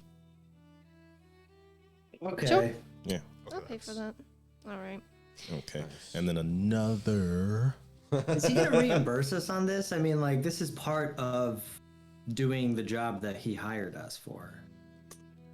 I think at some point you guys should be responsible for your rations. Yeah, we have to eat our own food, so like I understand paying for that. No. There's per diem. No, there's per diem. Why would there not be per? Oh, I'm gonna have this conversation with him when I say it. we're gonna run. Air sits out here like, man, money is time, money is work. We gotta make more money than that bitch. This is your fault. Look, Hold on, Air said maybe you're we not can. Yeah, here. you're not here. Maybe we can find more stuff when we get there that will like, because we can keep whatever that we find. That was part of it. So, and we can hunt if there's things out there to eat. We just got the heist pulled Just off, need- man. Just yeah. meet me outside of the fucking Iron District. He's there. And honestly, like, Oh, he's there too? He's at the gate waiting for the invisibility to run out. Okay, okay. Okay. Erson, if can I I have see you roll someone- stealth? No. If I see Urin or Kane, then I'm gonna go up to them and talk to them. Okay, awesome. I rolled a 15 stealth. Thank you. Marissa, I would say 60 for the food and another 50 for the water. And that's with Nonnery splitting with you. Okay, that's fine. and we can That's spot so you much. All right. once you catch up to Do us. we Make it 40 for the water. do we need anything else? Do you have a tent? Do you just want to sleep under the stars? The wagon's covered, so we can use that. He said, Are you okay using little tents? This I is mean, Professor we can Coral. get some tents if you really want. I don't need one. I'm not worried about I myself. don't need one. I need a covered wagon. How do you feel about your friends? They're fine. They can sleep under the wagon. We Fuck can my all sleep friends. together under the wagon. Yeah, I'm she gonna get a feels her tent. Coin purse. I'm gonna get a tent. Just to be nice. You guys are already going very far out of your way. So anything I can help make you guys comfortable. Well, not anything. We do have a budget. Right.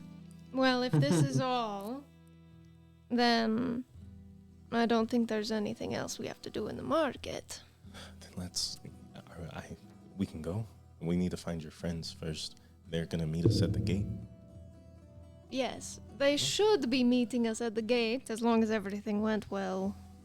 All right. Understood.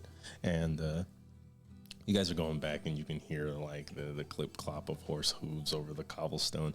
And as you guys intersect, Ersid, you can see Uren and Kane sort of like walking towards the gates. Separately? Yes. Well, you can see that Uren is an appreciable distance closer than Kane is, but they're not like interacting or anything. Okay, well, I'm gonna start walking towards Uren. Okay. Okay. You're getting closer. You see Uren. He's just living his life, trying to get. Yeah. He's so And so- positive. Not a worry in the world. Just it, Yeah, he's like smiling. He has a little pep in He's his just step. walking with a pep in his eye. And so then I'm gonna like tap him on the shoulder and say, Uren. How did it go? And he just kind of says, like, under his breath, like, Can you uninvisible me? well, not here. And he's gonna find an alley and just kind of go down there. Okay. And yeah, once we're in the alley, I'll dismiss the invisibility. Nice. How did it go? And so now that I'm uninvisible, I'm gonna put the wand in my pocket. Wait. That was why I wanted to go uninvisible. Yeah. Before. I It's 'cause then I could, yeah. Because the cat actually didn't know what I looked like. But anyway, sorry. Oh, So I put my wand in the pocket. oh, wait. Let me see it. And can I tell, like, what's like you described the wand, but what else is about it? Like, would I be able to tell just by looking at it? Like what kind of wand Yeah, it is, or what's is it- special about it? Yeah. You would either need to spend some time with it or cast Identify if you want that information immediately. What you can sense about this wand is it does have a reasonable amount of magic inside of it. Probably the capability to cast multiple spells. Okay. Ooh, that was a good one. I can see why they want that. And you weren't followed. Oh no, I was. I'll tell you. You say that he grabs you and like looks over your shoulder. Oh no, let me tell you, Udin, that was a shite show. I mean, it was going so smooth until right at the end, I bumped into Kane as we were exiting the door, and then the cat, that bloody fucking cat can run, mate. Like, it chased me for like a good 200 meters. Wow. But I lost it. Well, you shook it. Excellent. And by this time, he's walking back out of the alley with you. Okay. And Kane, Kane's you just see this. waiting. Yeah. At the end of the alleyway, waiting for them to come out. Kane, how did it go? Well, without a hitch for me, I suppose. I don't think they suspected that it was me. That's how we Yeah. like it. That's a good thing that you had that disguise kit. Sure. So you've got it. Then And I flash it out of my jacket or whatever, and like I want to buy a sundial. want to buy a sundial. Yeah. All right. Cool. Well, let's take it to Matthias before we leave. Yeah, I mean, I suppose that's probably a good idea, because then it's not on us, and then we just get rid of it. Or do we want to make use of it on our current excursion? Why did I know that you were gonna suggest something like that, Udin? What? Look. I think that is a good idea, but I also think that they want this wand to have all its magical capabilities in it. That's fair. So, I think that Also, we should the deliver. longer that we hold on to it, the more at risk we are of getting in trouble somehow. Very true. You have a point there. We'll steal more things that you can use at a later date. Of course. I'm just trying to be pragmatic, but you are right. That that is hot evidence in your hand right now. Right. You are committing a crime as we speak. As you guys walk towards, I get it. Jail time. You will go to prison. You will be behind bars. as you guys are just goofing off, walking towards the furnace, in the furnace market, you see Narissa and Nonary with quadrant of horses, just making their way towards you, pulling a little covered wagon, and you see them just walking, just kind of shooting the shit, laughing and being goofs. Had fun, did you? Sure enough. Good to see it. Are we ready to go? One more stop. Just have to drop something off. Right. Well, I just spent 100 gold's worth of money on this, so. Well. Oh, Yes, what? of course. What's the per diem?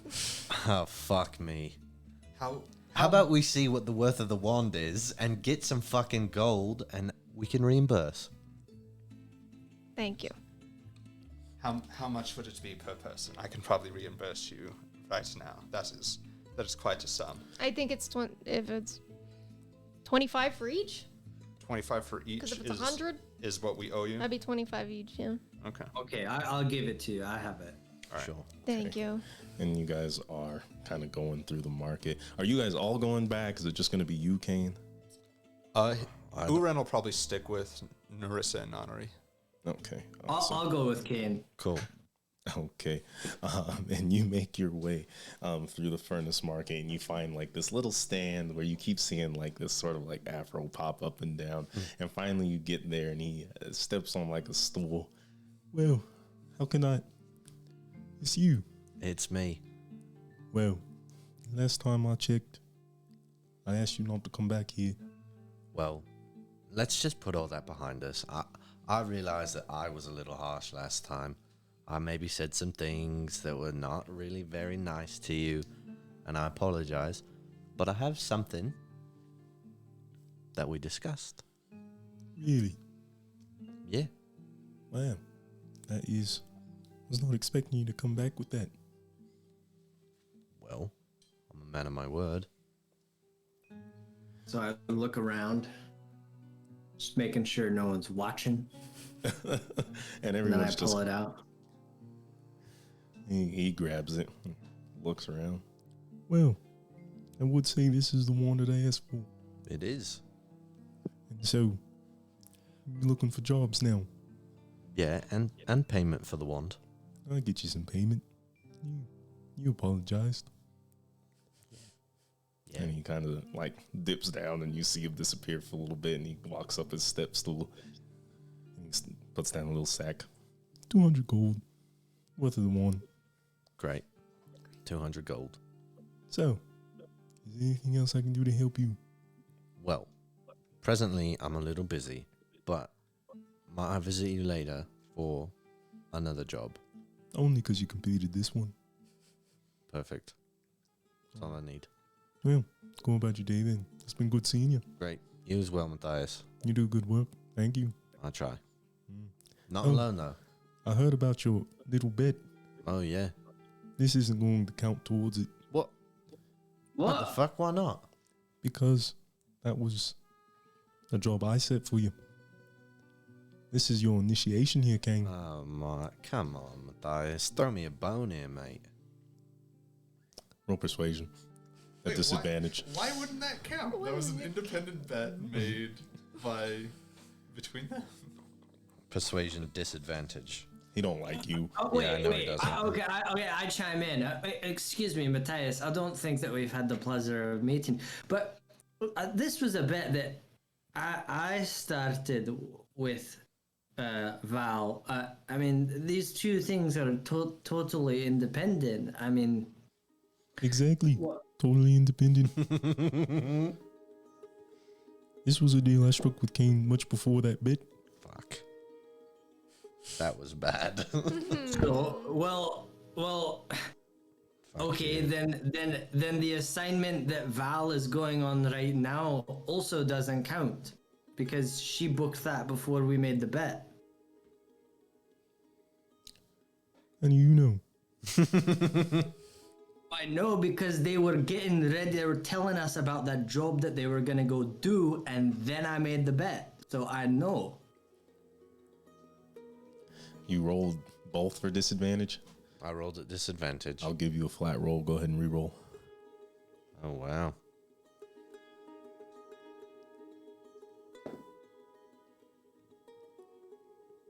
Oh, that's a 9, which makes it 17. Your friend here makes a good point. So, So that's only 200 gold towards your bet. but it's towards the bet. That just means any other jobs Val has already got or towards the bet. Fucking Wait, sorry, I didn't hear what you said. He said that whatever she's made since the deal has been struck is also towards bet. That's fine. That's fine. So this 200 also counts. Yeah, it counts. All right. Great. Well, I appreciate you, Matthias. The name's Ersid. You can call me Air. I appreciate a man of respect like you. Most people don't respect me, so yeah, giving me more than most. You have a great day, Air. Pleasure doing business, Matthias. Mm. Pleasure. Fuck you. As he goes back to work and just putting his things, you guys convene near that gate, getting all the horses, the rations, the wagon ready. Everything's ready to go. I pick the cutest horse. Okay, there's like a little like white marbled one who has really pretty like black hair with a gray streak that goes down I'm its like, face. ooh, this one is mine. I look over at Kane as we're walking back, and I'm like, you know, that was fucking exhilarating. Isn't it? I think I found a new hobby of mine. You and me, mate, we could make a great team. Oh, yeah, we can make a real killing. And we walk off into the sunset. Uren calls after you. We have horses, you know. They're right here. You probably want to take one. And on that note, as you guys are getting all together, trying to get on your horses and setting off for your trip through the Badlands, through the Redolent Valley and the Redolent Wood to Ilhaid, we will go ahead and call it a night. Thank you guys for playing, you guys, staying, you guys, and we'll see you next 2 weeks from now. 2 weeks. 2 weeks from now. Enjoy the rest of your day. Bye-bye.